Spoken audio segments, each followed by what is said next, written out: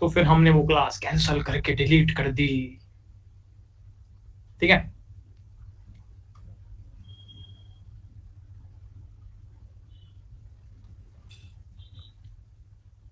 Volume कम आ रही है, volume कम नहीं आ रही तो गलत रहा।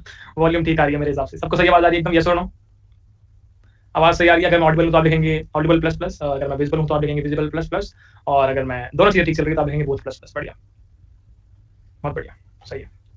तो 2 मिनट रुकेंगे, 2 मिनट रुकेंगे, उसके बाद हम शुरू करेंगे आज की क्लास को। सबको बता दूं क्या पढ़ने वाले हैं? सबको बता दूं क्या पढ़ने वाले हैं? आज हम रिएक्ट पढ़ने वाले हैं। React react react. ठीक है, बढ़िया। तो रिएक्ट करने 3 वीक प्लान करें, रिएक्ट के लिए 3 वीक प्लान करें और उनको डिवाइड कर दें बेसिक, इंटरमीडिएट और एडवांस लेवल के अंदर। ठीक है, मैं ट्राई करूंगा जो कॉन्सेप्ट है वो जल्दी खत्म हो जाए ताकि हम ज्यादा प्रोजेक्ट्स पे काम कर पाए। ठीक है, उस हिसाब से अपन पढ़ाई करेंगे। ठीक है, बढ़िया। सेटअप बहुत सारे बच्चों ने ट्राई किया होगा कल जो मैंने डिस्कस किया था उसके हिसाब से, पर फिर भी हम आज दोबारा स्क्रैच से स्टार्ट करने वाले हैं। ठीक है, हो जाएगा। रिएक्ट से थोड़ा डर लगता है, कोई डर नहीं लगेगा, तो सभी सब समझ में आ जाएगा, तो समझा देंगे। ठीक है ठीक है ठीक है ठीक है ठीक है भैया, आप प्रोजेक्ट और बनवाया करो। ठीक है दोस्त, बना देंगे। कोर्स के नेक्स्ट मॉड्यूल्स पूरा वेबसाइट के ऊपर करिकुलम लिखा हुआ है, सारे के सारे मॉड्यूल्स आएंगे, सब में सारे कंप्लीट होंगे। जो भी लिखा गया, जो भी आपको लॉन्च टाइम बताया गया था, ये होगा सब कुछ होगा, कुछ भी इसमें मिस कर जाएंगे, सब कुछ होगा। ठीक है ठीक है ठीक है ठीक है ठीक है। सर्टिफिकेट भी होगा भाई, सर्टिफिकेट भी होगा, सर्टिफिकेट भी होगा, कंप्लीट करना पड़ेगा उसके लिए कोर्स का। ठीक है, सर्टिफिकेट भी होगा। हाय श्रेयांश केशरवानी। जॉब सपोर्ट नहीं होगा दोस्त, हमने कमिट नहीं किया था जॉब सपोर्ट का, अभी के लिए नहीं होगा एटलीस्ट। सीवी बनवा देना, हाँ वो सब तो हो सकता है, वो सेशन तो मैं एडिशनल सेशन में ऐड कर ही सकता हूँ। रिज्यूमे बनवाने का, कोई मेंटरशिप सेशन, कुछ गाइडेंस सेशन, एक्सपीरियंस सेशन, कोई रेफरल वगैरह की मेरे पास अपॉर्चुनिटी आती है, वो मैं शेयर कर दूंगा आप सभी के साथ कि हाँ ये अपॉर्चुनिटी है, तो उसमें अप्लाई कर सकते हो तुम। ठीक है, तो वैसे जो भी चीजें रहेंगी वो सब मैं तुम्हारे शेयर कर दूंगा, उसमें कोई भी इशू नहीं है। ठीक है, पर अभी सारा का सारा फोकस हमारा कहाँ पे होना चाहिए? आज के लिए सारा का सारा फोकस हमारा पढ़ाई पे होना चाहिए, रिएक्ट पढ़ के जाना है। ठीक है, आज का टारगेट रिएक्ट पढ़ के जाना। ठीक है भैया, आपने हेयर स्टाइल चेंज किया? नहीं भाई, हेयर स्टाइल सिंपल ही रखा, तो बाल बड़े करने की कोशिश चल रही है बस। ठीक है भैया, डेव डिटेक्टिव बिना क्लास देखे खुद से ट्राई किया, हो गया। वेरी गुड दोस्त, बढ़िया बढ़िया, वेरी गुड। ठीक है, बहुत बढ़िया। प्रोजेक्ट बता दो भैया, कौन सा प्रोजेक्ट बता दो भाई? ठीक है भैया, तो सबसे पहले मुझे चीज डिस्कस करनी है तुम्हारे साथ यार। सबसे पहले मुझे तुम्हारे साथ चीज डिस्कस करनी है, वो चीज ये है दोस्त, हमने अभी तक साथ में पढ़ते पढ़ते 2.5 महीने के आसपास पढ़ाई कर ली होगी, 2 महीने एटलीस्ट में हो गए साथ पढ़ते हुए। यस और नो? तो तुम मेरे साथ कम से कम भी 35 क्लासेस अटेंड कर चुके हो। यस और नो? कम से कम 35। ठीक है, और इन 35 क्लासेस के अंदर एक सिंपल जवाब मुझे तुमसे चाहिए कि मैंने कभी क्लॉक देख के पढ़ाया तुम्हें कि 2 घंटे हो गए भाग जाता हूँ? क्या मैंने ऐसे देखा कि वो 2 घंटे हो गए निकल लो बेटा? तुमने ना घंटे से ऊपर 2.5 घंटे में आती है उसका टाइम? अगर उस दिन का अब आधा घंटा शेड्यूल थी, पढ़ाई है शेड्यूल से 6 घंटे, बैंक 70 इंसान है। चलो इसके बारे में सुना किसने कभी? कल सुना था।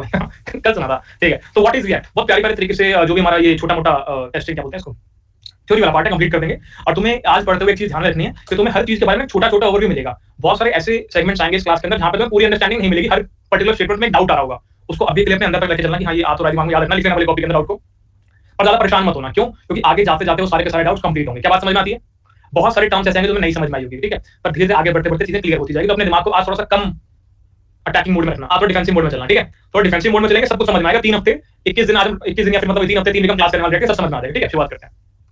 हम लोग रिएक्ट क्या है? रिएक्ट एक जावास्क्रिप्ट की लाइब्रेरी है। रिएक्ट एक जावास्क्रिप्ट की लाइब्रेरी है जिसका सोल पर्पस क्या है? यूआई क्रिएट करना। इसका सोल पर्पस क्या है? यूआई क्रिएट करना। क्या बात समझ में आती है? एक जावास्क्रिप्ट की लाइब्रेरी है जो कि यूजर इंटरफेस क्रिएट करते हैं, जो फ्रंट एंड आप देखते हो वो क्रिएट करने का काम आती है। ठीक है, ये बात समझ में आ गई। जावास्क्रिप्ट पता है, यूआई क्रिएट करना पता है, लाइब्रेरी क्या होता है? सबसे पहला सवाल मन में आ गया, लाइब्रेरी क्या है? किसी ने जावा या सी प्लस प्लस करी है? किसी ने जावा या सी प्लस प्लस कोई प्रोग्रामिंग लैंग्वेज की है? कभी कोई प्रीडिफाइंड फंक्शन यूज किया है? कभी कोई प्रीडिफाइंड फंक्शन यूज किया? लेट्स से 2 नंबर मेरे पास है, मैं उनका मैक्स, उन दोनों में से मैक्सिमम नंबर निकालना चाहता हूं, या 2 नंबर मेरे पास है, एक्स और वाई, मैक्स बार वाई निकालना चाहता हूं, या मैं कोई रैंडम नंबर निकालना चाहता हूं, कुछ फंक्शन यूज करता हूं ना मैं। क्या मैंने उन फंक्शन को खुद से इंप्लीमेंट किया है? क्या मैंने उन फंक्शन की डेफिनेशन खुद से लिखी है? नहीं, मैं तो बस वहां पर जाकर लिख देता हूं कि int answer is equals to max of a comma b, simple. तो ये जो मैक्स है मैंने इसको डिफाइन नहीं किया, मैंने इसका कोड नहीं लिखा, बट मैं इसको यूज कर रहा हूं। मुझे इतना पता है कि मैक्स का काम क्या होता है और मैं इसको यूज कर रहा हूं। तो ऐसे ही मैं मान सकता हूं लाइब्रेरी क्या है। लाइब्रेरी को मैं ऐसा अज्यूम कर सकते हो अभी के लिए, लाइब्रेरी ऐसा सेगमेंट ऑफ कोड है जहां पर बहुत सारी फंक्शनैलिटीज आपको प्रोवाइडेड है, जहां बहुत सारी फंक्शनैलिटीज आपको प्रोवाइडेड है। आपका जो कोड है, आपका जो कोड है, यूजर का जो कोड है, वो इन्वोक कर सकता है उन सारी की सारी फंक्शनैलिटीज को। तुमने सुना होगा सी प्लस वाले बच्चों ने स्टैंडर्ड टेम्पलेट लाइब्रेरी, एसटीएल, सुना होगा। तो उसके अंदर क्या है? उसके अंदर बहुत सारी ऐसी चीजें हैं जिनको आप इन्वोक कर सकते हो, जिनको आप इन्वोक कर सकते हो, ठीक है, और उनको यूज कर सकते हो अपने प्रोग्रामिंग पर्पस के लिए। उसी प्रकार जेएस लाइब्रेरी का मतलब क्या हुआ? एक ऐसी लाइब्रेरी है जिसके अंदर बहुत सारी फंक्शनैलिटीज प्रोवाइडेड है और आप अपने डेवलपमेंट पर्पस के लिए उन सारी फंक्शनैलिटीज को इन्वोक कर सकते हो। अब तुम्हारे दिमाग में नॉर्मल सा डाउट आएगा कि वो फंक्शनैलिटीज क्या है? मैंने क्या बोला? आगे बढ़ते बढ़ते सीखेंगे। क्या बात समझ में आई? कितनी बात समझ में आई? कितनी बात समझ में आई? बढ़िया। तो एक चीज पता लगी मुझे रिएक्ट के बारे में, कोई मुझसे रिएक्ट के बारे में पूछे तो मैं उसको बता सकता हूँ रिएक्ट क्या भाई, अगर जेएस लाइब्रेरी है जिससे मैं यूआई क्रिएट करूंगा, यानी कुछ ऐसी फंक्शनलिटीज मेरे को प्रोवाइड है, कुछ ऐसा कोड मुझे प्रोवाइड है जिसका यूज करके मैं यूआई क्रिएट कर सकता हूँ। क्या बात समझ में आती है? क्या बात समझ में आती है? बहुत बढ़िया। एक मैजिकल लाइन होती है रिएक्ट के बारे में, वो लाइन पे डिस्कस कर लेते हैं आगे बढ़ने से पहले। उसका मतलब वो लाइन होती है, क्या होती है लाइन? कल मैंने बताई थी, react is all about components. React is all about components. React is all about components. अच्छा ठीक है, अच्छा ठीक है, पढ़ लिया भैया, मतलब नहीं पता लगा पर ठीक है। मैंने बोला रिएक्ट जो होती है उसका कंपोनेंट बेस्ड आर्किटेक्चर होता है, ठीक है। रिएक्ट के अंदर हम सारा का सारा डील किसके साथ करेंगे? हम कंपोनेंट के साथ डील करेंगे, हम कंपोनेंट के साथ डील करेंगे, ठीक है। तो रिएक्ट में मेजरली जो मैं कोड कर रहा हूं वो क्या कर रहा हूं? कंपोनेंट क्रिएट कर रहा हूं। जैसे लेट्स से मैं सी प्लस प्लस जावा या किसी और प्रोग्रामिंग लैंग्वेज के अंदर क्या कर रहा होता हूं? फंक्शंस के साथ डील कर रहा होता हूं। इस फंक्शन उस फंक्शन कॉल कर दिया, उस फंक्शन कॉल कर दिया, या फिर ये क्लास है, इस क्लास का मैंने ऑब्जेक्ट बनाया, ऑब्जेक्ट क्या कर रहा है? इस फंक्शन कॉल कर रहा है, उस फंक्शन कॉल कर रहा है, यस और नो। तो यहां पर भी मैं रिएक्ट के अंदर क्या करता हूं? बस मैं कंपोनेंट्स बना रहा हूं। तो सवाल है कंपोनेंट क्या होता है? अब मन में सवाल है कंपोनेंट क्या होता है? कुछ भी नहीं, a reusable piece of code. A reusable piece of code, a reusable piece of code. एक कोड है, उसको एक पर्टिकुलर पीस ऑफ कोड को मैंने बोल दिया कि भाई ये कोड मैं रीयूज कर सकता हूं बार-बार, तो इसका कंपोनेंट क्यों ना क्रिएट कर दिया जाए। लेट्स से एक ऐसा पीस ऑफ कोड है जो कि बार-बार यूज हो रहा है, तो मुझे बार-बार कॉपी पेस्ट करना पड़ रहा है। अगर यही सेम चीज किसी प्रोग्रामिंग लैंग्वेज के अंदर तो मैं क्या करता? उस कोड का मैं एक फंक्शन बना देता। रिएक्ट के अंदर मैं क्या करूंगा? उस कोड का मैं कंपोनेंट बना दूंगा। अच्छा एक मजे की बात बताऊं, कंपोनेंट एक फंक्शन ही होता है रिएक्ट के अंदर। एक मजे की बात ये है कि रिएक्ट के अंदर मैं कंपोनेंट बोल रहा हूं, वो एक फंक्शन ही है, वो एक फंक्शन ही है एट द एंड। तो भैया मतलब आप फंक्शन को कंपोनेंट के नाम से बेच रहे हो, बिल्कुल सही। क्या बात समझ में आती है? क्या बात समझ में आती है? मैंने क्या बोला? एक रीयूजेबल पीस ऑफ कोड है जो कि बार-बार मुझे यूज कर सकता हूं, तो कॉपी पेस्ट ना करना पड़े, तो मैं नॉर्मल केसेस के अंदर प्रोग्रामिंग लैंग्वेज के अंदर उसके फंक्शंस क्रिएट कर देता हूं। यहां पे मैं क्या करूंगा? कंपोनेंट क्रिएट करता हूं। कंपोनेंट क्या? कंपोनेंट फंक्शन है यहां पे। क्या बात समझ में आई? क्या बात समझ में आई? क्या बात समझ में आई? एक और चीज का ध्यान रखेंगे, एक और चीज का ध्यान रखेंगे, दिमाग बड़ी तरह लाइन बड़ी सारी चीज आने वाली है, दिमाग में मिस हुई।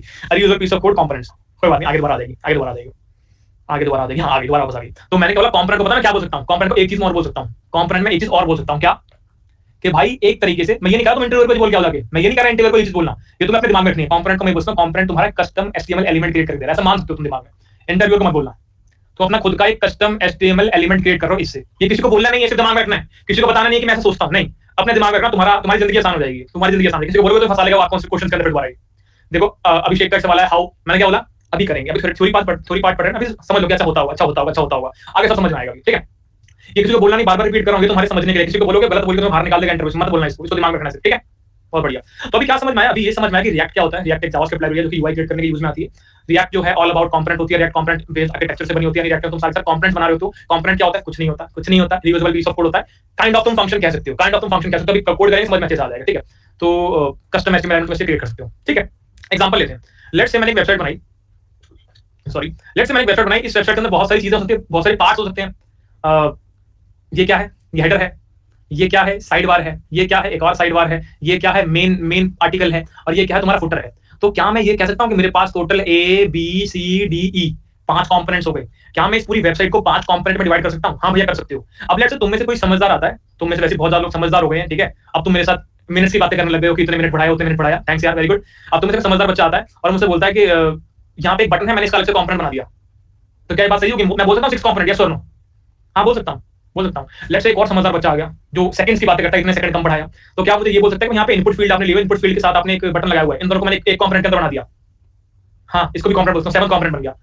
तो इसका मतलब मेरी अंडरस्टैंडिंग एक वेबसाइट के अंदर कितने कंपोनेंट होने चाहिए और आपकी अंडरस्टैंडिंग एक वेबसाइट के अंदर कितने कंपोनेंट होने चाहिए, वो टोटली डिफरेंट हो सकती है। क्या बात समझ में आती है? क्या बात समझ में आ सकती है? क्या मैं गलत हूं या आप गलत हो? लेट्स से मेरी अंडरस्टैंडिंग है 5 कंपोनेंट, आपके अंडरस्टैंडिंग है 7 कंपोनेंट, कौन गलत है? कोई भी नहीं है, कोई भी नहीं है। तो फिर ऑप्टिमल नंबर ऑफ कंपोनेंट, एक सही तरीका, सबसे बेस्ट तरीका क्या होगा? ऑप्टिमल वे कौन सा होगा? मैंने कहा विद एक्सपीरियंस आएगा, वो विद एक्सपीरियंस आएगा। तुम जब तुम आराम से 1-1.5 साल लगा लोगे वेब डेव के अंदर, तब तुम्हें पता लगेगा कि भाई कितने कंपोनेंट तुम्हें पर्टिकुलर वेबसाइट बनाने की नीड पड़ती है। जब तुम 20-30 प्रोजेक्ट बना लोगे तब तुम्हें समझ में आएगा क्या चीज करने से तुम्हारा कम पेन लगता है डेवलपमेंट के अंदर। क्या बात समझ में आती है? ठीक है, ये बात समझ में आती है, ये बात समझ में आती है, बहुत बढ़िया। अब सवाल ये है, जब भैया आपने खुद से बोल दिया कि रिएक्ट एक जेएस की लाइब्रेरी है, जब आपने खुद ही बोल दिया इस चीज को कि जेएस की लाइब्रेरी मतलब जेएस के ऊपर बेस्ड होगी ना, मैंने कहा हाँ बिल्कुल जेएस पर बेस्ड है। मैंने बोला बिल्कुल जेएस पर बेस्ड है, तो फिर इसकी नीड ही क्यों पड़ रही है? मैं सिंपल जो नॉर्मल जेएस मेरे पास पड़ी है, नॉर्मल जावास्क्रिप्ट जो हमने अब तक सीखी है, उसका यूज करके कोड क्यों नहीं कर लेता? क्या मैं उसका यूज करके वो एचटीएमएल में चेंजेस कर सकता हूं? क्या उसका यूज करके मैं सीएसएस में चेंजेस कर सकता हूं? क्या उसका यूज करके मैं फंक्शनैलिटीज ऐड कर सकता हूं? मैंने कहा तीनों चीजें कर सकते हो, बिल्कुल कर सकते हो।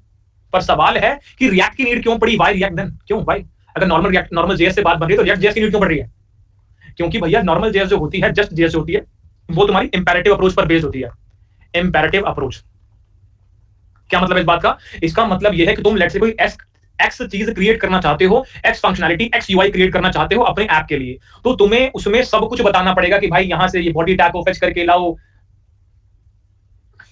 हाँ, और उसके ऊपर तुम एक नया चाइल्ड क्रिएट करो, उस चाइल्ड पे तुम ये कंटेंट डालो, उस कंटेंट को तुम इस टैग में अटैच कर दो, अपेंड कर दो। 4 स्टेप लिखने पड़ गए, 4 स्टेप लिखने पड़ गए। बट रिएक्ट में क्या होता है? रिएक्ट में तुम्हें सिर्फ एंड स्टेट बताने की नीड है कि मेरे को ना ऐसे चाहिए और रिएक्ट अपने आप काम करेगा। रिएक्ट मतलब तूने बता दिया ना ये चाहिए, चल साइड जाके बैठ जाओ। तूने मुझे बता दिया ये चाहिए, मैं अपना बोलूंगा साइड जाके बैठ जाओ। क्या बात समझ में आती है? और मैं भी रिएक्ट जैसा हूं। तुमने मुझे बता दिया ना वेब डेव सीखनी है, अब साइड में जाके बैठ जाओ, देखते रहो चुपचाप। मेरे को मत बताओ कितना टाइम हुआ, मैं पढ़ा लूंगा अपने आप। क्या बात समझ में आती है? ठीक है, अगर नहीं था विश्वास तो नहीं आना शुरू में। ठीक है, बहुत बढ़िया। तो हमने क्या बोला कि इंपेरेटिव अप्रोच क्या कहते हैं कि हर चीज स्टेप बाय स्टेप करवाएगा तुमसे, ये हर चीज तुमसे स्टेप बाय स्टेप करवाएगा और हर चीज तुमसे लाइन बाय लाइन करवाएगा। ठीक है, हर चीज तुमसे लाइन बाय लाइन करवाएगा। भाई जो भी चीज तुम करना चाहते हो पूरा डिटेल में समझाओ, यहाँ पे कि ये वाले टैग को निकालो, इस वाले टैग को निकालो, नया टैग क्रिएट करो। तो मैं टैग बोल रहा हूं, टैग का मतलब वही एलिमेंट की बात कर रहा हूं मैं। ठीक है, तो थोड़ा कंफ्यूज मत होना। इस एलिमेंट को निकाला, इस एलिमेंट को निकाला, नया एलिमेंट क्रिएट किया, नया एलिमेंट कुछ कंटेंट डाला, उस कंटेंट को अपेंड कर दिया। हर चीज इन डिटेल तुम्हें यहाँ पर लिखनी पड़ेगी, यानी बहुत ज्यादा कोड तुम्हें यहाँ पर लिखना पड़ेगा इन कंपैरिजन टू रिएक्ट। यहाँ पर तुम्हें ज्यादा कोड लिखना पड़ता है, ज्यादा कोड लिखना पड़ता है, ज्यादा डिटेल शेयर करनी पड़ती है, ज्यादा डिटेल शेयर करनी पड़ती है, ज्यादा तुम्हें लो लेवल डिटेल्स बतानी पड़ती है, लो लेवल डिटेल यहाँ पर शेयर करनी पड़ती है। रिएक्ट के अंदर क्या होता है? इजी ब्रो, इजी, छोटा कोड, कम टाइम, कम एफर्ट। सिर्फ एंड स्टेट बताओ, सिर्फ एंड स्टेट बताओ, उसके बाद किसके ऊपर छोड़ दो? रिएक्ट के ऊपर छोड़ दो। अब सवाल फिर दोबारा तुम्हारे मन में आ रहा है, हाउ भैया हाउ, इसका आंसर क्या है? रुको रुको, क्या बात समझ में आती है? बहुत बढ़िया। एंड स्टेट क्या है? अरे एंड स्टेट जैसे तुमने क्या बोला कि मुझे यूआई के ऊपर बैकग्राउंड में तुम ग्रे कलर दिखाओ, उसके ऊपर 4 बॉक्स बनाओ, 4 बॉक्स में colour red, green, blue, yellow कर दो, ये तुम्हारी एंड स्टेट है। अरे ये सारी चीजें इन डिटेल तुम्हें समझ में आएगी जैसे हम कोड करना शुरू करेंगे, प्रोजेक्ट बनाना शुरू करेंगे। अभी तुम्हें समझना है सिर्फ कैसे ऐसा कुछ रफ अंडरस्टैंडिंग मिल रही है। क्लैरिटी नहीं मिलेगी तुम्हें जब तक तुम कोड नहीं करोगे या वो विजुअली नहीं देखोगे। थोड़ा थोड़ा समझने की कोशिश करें, थोड़ा समझने की कोशिश करें। क्या बात समझ में आ रही है? तो मुझे नॉर्मल इतना समझ में आ रहा है, ज्यादा डिटेल समझ में नहीं, इतना समझ में आ रहा है कि रिएक्ट से मैं इजीली यूआई क्रिएट कर सकता हूं in comparison to JS, normal simple JS. क्या इतनी बात समझ में आती है? जो ये अप्रोच है जहां पे सिर्फ मैं एंड स्टेट को बताता हूं, जहां मैं सिर्फ एंड स्टेट को बताता हूं और रिएक्ट बाकी सारी की सारी चीजें संभाल लेता है, इसको मैं क्या बोलता हूं? इसको मैं क्या बोलता हूं? इसको मैं बोलता हूं डिक्लेरेटिव अप्रोच। Declarative approach. ठीक है, ये बात भी समझ में आ गई, ये बात भी मैं समझ में आ गई। अब जनरली क्या होता है, आप सिंगल पेज अप्रोच का फॉलो कर रहे हो, एसपीए अप्रोच को फॉलो कर रहे हो। किसी को पता है एसपीए क्या होता है? किसी को पता है क्या होता है एसपीए? एसपीए क्या होता है? भैया सिंगल पेज एप्लीकेशन। क्या होती है single page application? Single page application मतलब सिंगल एचटीएमएल का पेज आपके पास, सिंगल एचटीएमएल का पेज है और उसी के अंदर तुम चेंजेस करे जा रहे हो, उसको तुमने बोला सिंगल पेज एप्लीकेशन। तो रिएक्ट के अंदर जनरली क्या होता है, एसपीए अप्रोच का फॉलो कर रहे हो तो जहां पर आपका सिंगल एचटीएमएल की फाइल है, आपके पास मल्टीपल एचटीएमएल की फाइल्स नहीं है। ऐसा नहीं कि आप इस फाइल से इस पे रीडायरेक्ट करो, फिर इससे इस पे रीडायरेक्ट करो, बहुत सारी मल्टीपल फाइल नहीं है, एक सिंगल एचटीएमएल फाइल है। आपके सर्वर ने एक बार वो एचटीएमएल फाइल लोड कर दी, उसके बाद बाकी सारे के सारे चेंजेस आप डायनामिकली कर रहे हो। तो एग्जांपल के लिए लेट्स से तुम नेटफ्लिक्स के ऊपर गए, एक पेज ये रहा, एक पेज ये रहा, एक पेज ये रहा। इस पेज पे तुम्हें बहुत सारी मूवीज दिख रही है नेटफ्लिक्स के ऊपर या प्राइम के ऊपर या हॉटस्टार के ऊपर या किसी भी वेबसाइट पे तुम गए। छोड़ो नेटफ्लिक्स की बात कर रहे हैं, ज्यादा बात नहीं कर रहे। तो हमने क्या बोला, यहाँ पर ऐसा दिखा, लेट्स तुमने इस पे क्लिक कर दिया, इस पे क्लिक करके क्या हुआ, तुम्हें यहाँ पे ट्रेलर दिख रहा है, यहाँ वॉच नाउ का बटन आ रहा है, यहाँ ऐड टू प्लेलिस्ट का बटन आ रहा है, यहाँ पे कुछ टेक्सचुअल डिटेल्स शेयर किया, हम यहाँ हमने डाला हुआ है। लेट्स तुमने वॉच नाउ पे क्लिक किया, अब ये मूवी चला रही है। तुम्हें क्या लग रहा है, ये भाई साहब ये तो मल्टीपल पेजेस हैं, ये तो अलग अलग पेजेस हैं। पर नहीं, ये तो सिंगल पेज एप्लीकेशन है। और सिंगल पेज एप्लीकेशन में क्या होता है, एक एचटीएमएल फाइल आप लोड कराते हो और बाकी सारे के सारे चेंजेस उसी एचटीएमएल फाइल में आप क्या करते हो, डायनामिकली चेंज करते रहते हो, डायनामिकली चेंज करते रहते हो। क्योंकि तुम बच्चे, लल्लू भी नहीं बोलूंगा यार, तुम ऑफेंड हो जाते हो, तुम्हारे से मजाक करने का मन ही नहीं है मेरा, क्योंकि तुम बच्चे बहुत अच्छे बच्चे हो, बहुत अच्छा समझते हो तुम। ठीक है, तो डायनामिकली चेंज करने का मन क्या है? मेरा मन नहीं भाई मजाक करने का, हो गया मैं तुम्हारे साथ। तुम झेल नहीं पाते मजाक यार, इससे डेडली मजाक मैं तीसरी क्लास में झेलता था भाई, तुम लल्लू भी नहीं झेल पा रहे। डायनामिकली चेंज करने का क्या मतलब है? डायनामिकली चेंज करने का मतलब क्या होता है? क्या तुम्हें वाली एप्लीकेशन याद है, वेदर ऐप वाली? और ज्यादा बातें नहीं करेंगे बीच में फालतू में, फिर कोई याद है कि भाई वो 2 घंटे क्लास के अंदर 3 मिनट 13 सेकंड के लिए इसने बकवास बात करी थी, मेरे 3 मिनट 13 सेकंड के पैसे वापस कर दो। क्या पता कोई आ जाए। वेदर ऐप जैसे हमने पढ़ने बैठे थे, वेदर ऐप में क्या देखा था हमने? वेदर ऐप में देखा था कि हमने एक ना पैराग्राफ ऐसा लिखा हुआ था एचटीएमएल के अंदर और हमने इस पैराग्राफ टैग के अंदर क्या कोई कंटेंट डाला था? नहीं, कंटेंट नहीं डाला था। डायनामिकली एपीआई कॉल से जो रिस्पांस आया था, उस रिस्पांस को हमने यहां पर पास किया था जेएस के कोड के द्वारा और यूआई पे मुझे यहां पर टेंपरेचर दिखा 26.1 डिग्री सेल्सियस। क्या याद आ रहा है? 26.1 डिग्री सेल्सियस में टेंपरेचर यहां पर दिख गया था और जबकि एचटीएमएल के अंदर मैंने नहीं डाला था। इसको बोलते हैं डायनामिकली अपडेट करना।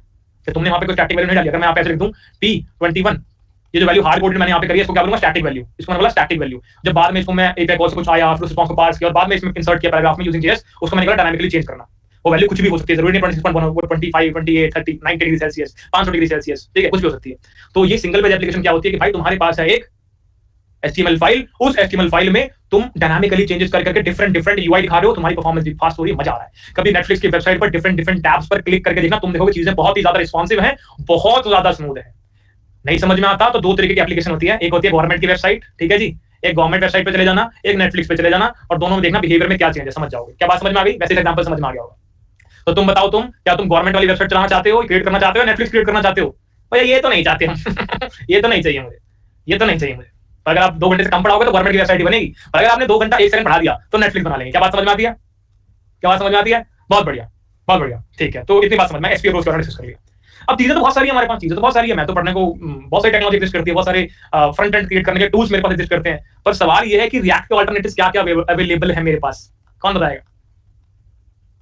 रिएक्ट कोऑर्डिनेट्स आपको सब बताएंगे कल की क्लास में सब बैठे थे ना, सब बताएंगे भैया मेरे पास एंगुलर भी एक ऑप्शन है, ठीक है, और मेरे पास व्यू भी एक ऑप्शन है, ठीक है। मैं डिटेल्स में नहीं जाऊंगा कि एंगुलर क्या होता है, वो क्यों नहीं किया हमने, व्यू के में नहीं जाऊंगा क्यों नहीं किया हमने। हमारा कोर्स वन स्टैक का था, हम टारगेट लेके आए थे, यहाँ पे वन स्टैक पढ़ना, वन स्टैक पढ़ रहे हैं। तुम चाहो खुद से इसको रिसर्च करना, तुम कर सकते हो एंगुलर और व्यू, ठीक है। मैं करने को इनके ऊपर डिस्कस करके तुम्हारे 2 घंटे पूरे कर सकता हूँ, पर मैं यहाँ पे सिर्फ 2 घंटे पूरे करने नहीं आता हूँ। क्या बात समझ में आती है? ये चलेगा भाई, ये 5 दिन चलेगा कम से कम, रोक नहीं पाऊंगा मैं अपने आप को, सही बता रहा हूँ मैं। ये चलेगा 5-7 दिन, आदत डालो इसकी। तो हमें समझ में आ गया ठीक है, ऑल्टरनेटिव एग्जिस्ट करते हैं, ऑल्टरनेटिव एग्जिस्ट करते हैं, और ठीक है पढ़ लें तो इसके बारे में पढ़ना चाहो तो। अब बात करते हैं आज की क्लास में पढ़ने के वाले हैं, आज की क्लास में पढ़ने के वाले ये देख लेते हैं एक बार, ठीक है।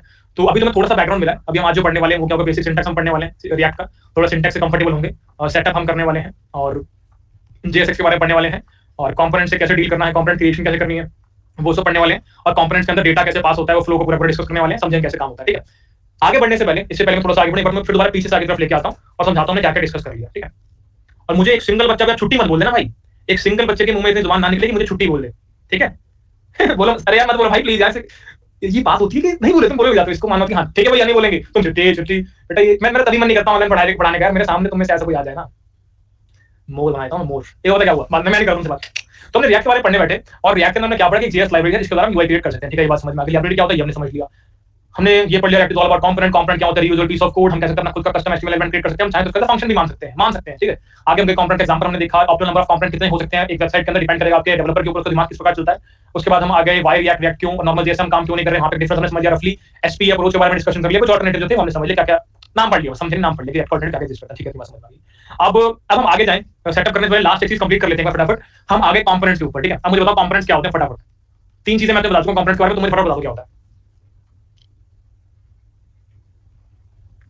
भैया। कंपोनेंट क्या होता है, कुछ भी नहीं है, बस फैंसी सा नाम दे रखा है, एक पीस ऑफ कोड था जो कि बार बार यूज हो रहा था। लेट्स से कि मैंने बोला एक बटन है जो कि मटेरियल यूआई में आपने क्रिएट किया हुआ है, क्या आपको वो वाला बटन याद है जो हमने पोर्टफोलियो वाली वेबसाइट में बनाया था, पोर्टफोलियो वाली वेबसाइट में बनाया था, हायर मी वाला बटन, वेरी गुड, बहुत बढ़िया लड़के, मजा आ गया विवेक मिश्रा, सही में।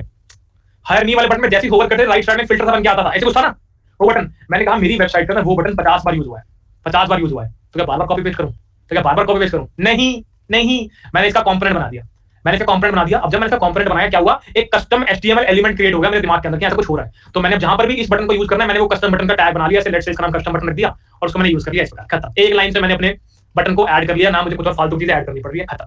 मैंने एक जगह डिफाइन कर दी क्या प्रॉपर्टी होगी वगैरह वगैरह, उसको मैंने यहाँ पे लिख दिया, रीयूजेबल पीस ऑफ कोड। क्या मैंडेटरी है कि कंपोनेंट का कोड हमेशा रीयूजेबल हो, क्या ये मैंडेटरी है? नहीं, जरूरी नहीं है, हो जाए तो ठीक है, नहीं हो तो भी कोई बात नहीं। मान लो तुमने कैसा स्लाइडर बना दिया जो पूरे कोड में एक ही बार यूज हो रहा है, तो क्या रीयूजेबल हुआ, एक बार यूज हुआ, तो वैसे भी नहीं बना चुका है, तभी बन जाता।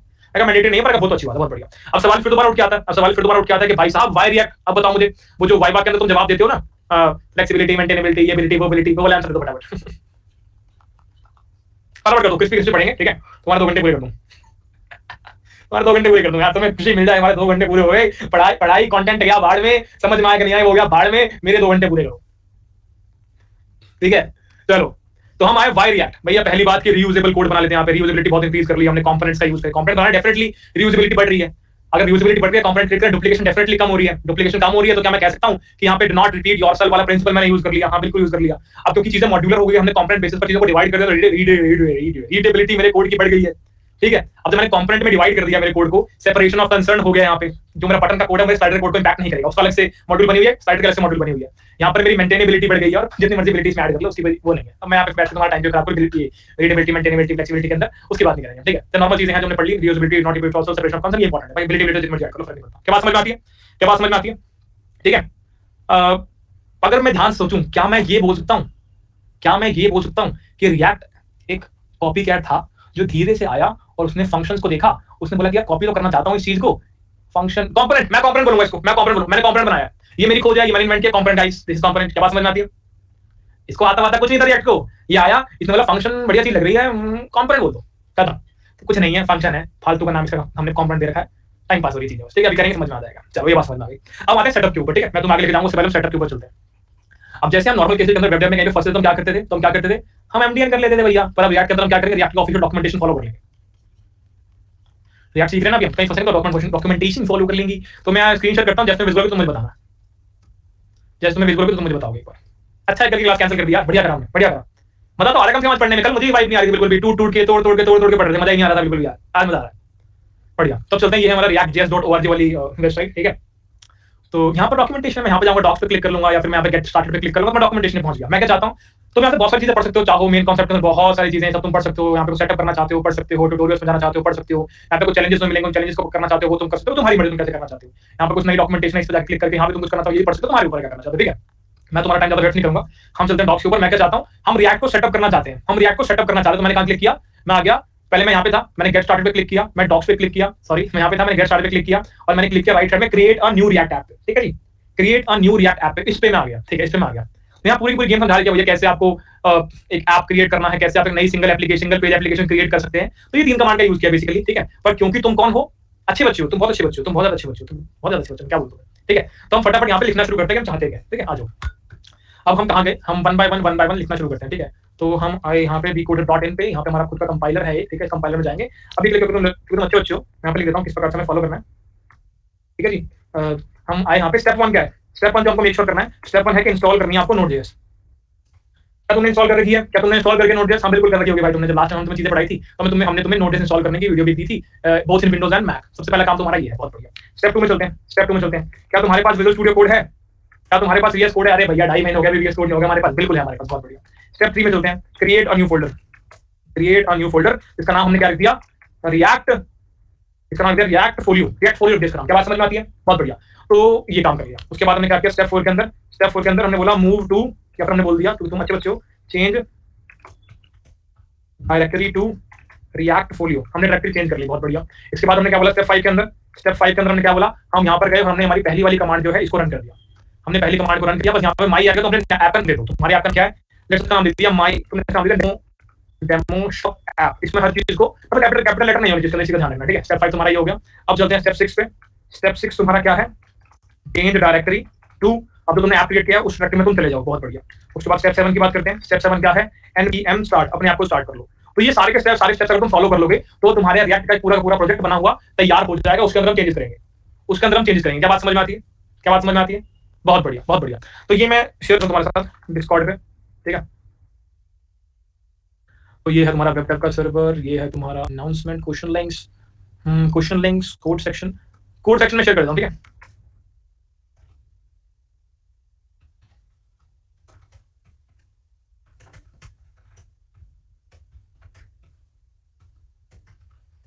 ठीक है जी, तुमने सारे के सारे यहाँ पे एक बार वेरीफाई कर लेता हूँ। Install Node.js, VS code, new folder बना दिया, change to React folio, infix React this, change this, npm start, बढ़िया। तो हमने ये तुम्हारे साथ शेयर कर दिया, अब 1 बाय 1 डिस्कॉर्ड का लिंक भी शेयर कर देता हूं भाई तुम्हारे साथ। 1 बाय 1 हम इसको शुरू करेंगे।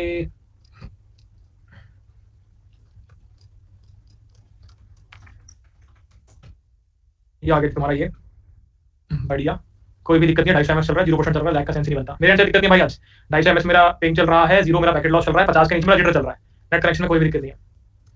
सही, एक बार रीलोड कर लो भाई, जो भी लैग फेस कर रहा है ना, जो भी एक बार लैग फेस कर रहा है, रीलोड कर लो। तो आज मेरे नेट की तरफ से कोई भी इशू नहीं, तुम्हारे सामने दिखा भी देता हूं भाई एक बार। 250 से नीचे होना चाहिए, 250 ही चल रहा है, जिटर 50 से नीचे होना चाहिए, 16 चल रहा है, 0 पैकेट लॉस होना चाहिए, 0 चल रहा है। ठीक है, तो तुम्हारे अंदर इशू होगा, तो चेक करो, रीलोड कर लो एक बार।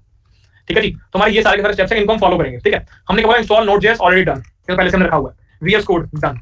फिर हमने बोला नया फोल्डर क्रिएट करो, इसका नाम है रिएक्ट फोलियो, तो हमें फोल्डर क्रिएट करना है फटाफट। तो हम गए यहाँ पे, हमने यहाँ पर क्या किया, नया फोल्डर क्रिएट किया, उसका नाम हो गया रिएक्ट फोलियो। ठीक है, नया फोल्डर क्रिएट कर लिया। फिर हमने क्या बोला, डायरेक्टरी को चेंज करके रिएक्ट फोलियो में आ जाओ। ठीक है, तो हमने यहाँ पे टर्मिनल को ओपन किया, करंट डायरेक्टरी क्या है, करंटली मैं यहाँ पे खड़ा हूँ, मुझे कहाँ पे जाना है, डेस्कटॉप पे जाना है, सीडी डेस्कटॉप, और यहाँ पर रिएक्ट फोलियो करके मेरा ऐप बना, फोल्डर बना रहा है, उस फोल्डर में आ गया, बहुत बढ़िया। उस फोल्डर में आने के बाद क्या करना है, मुझे ये कमांड रन करनी है। मैंने इस कमांड को कॉपी किया और मैंने इस कमांड को यहाँ पे रन कर दिया। अब ये कमांड थोड़ा सा टाइम लेके चलने में, तो 2 मिनट लग जाएंगे कम से कम, तुम भी फटाफट तब तक रन कर लो भाई, तुम भी रन कर लो।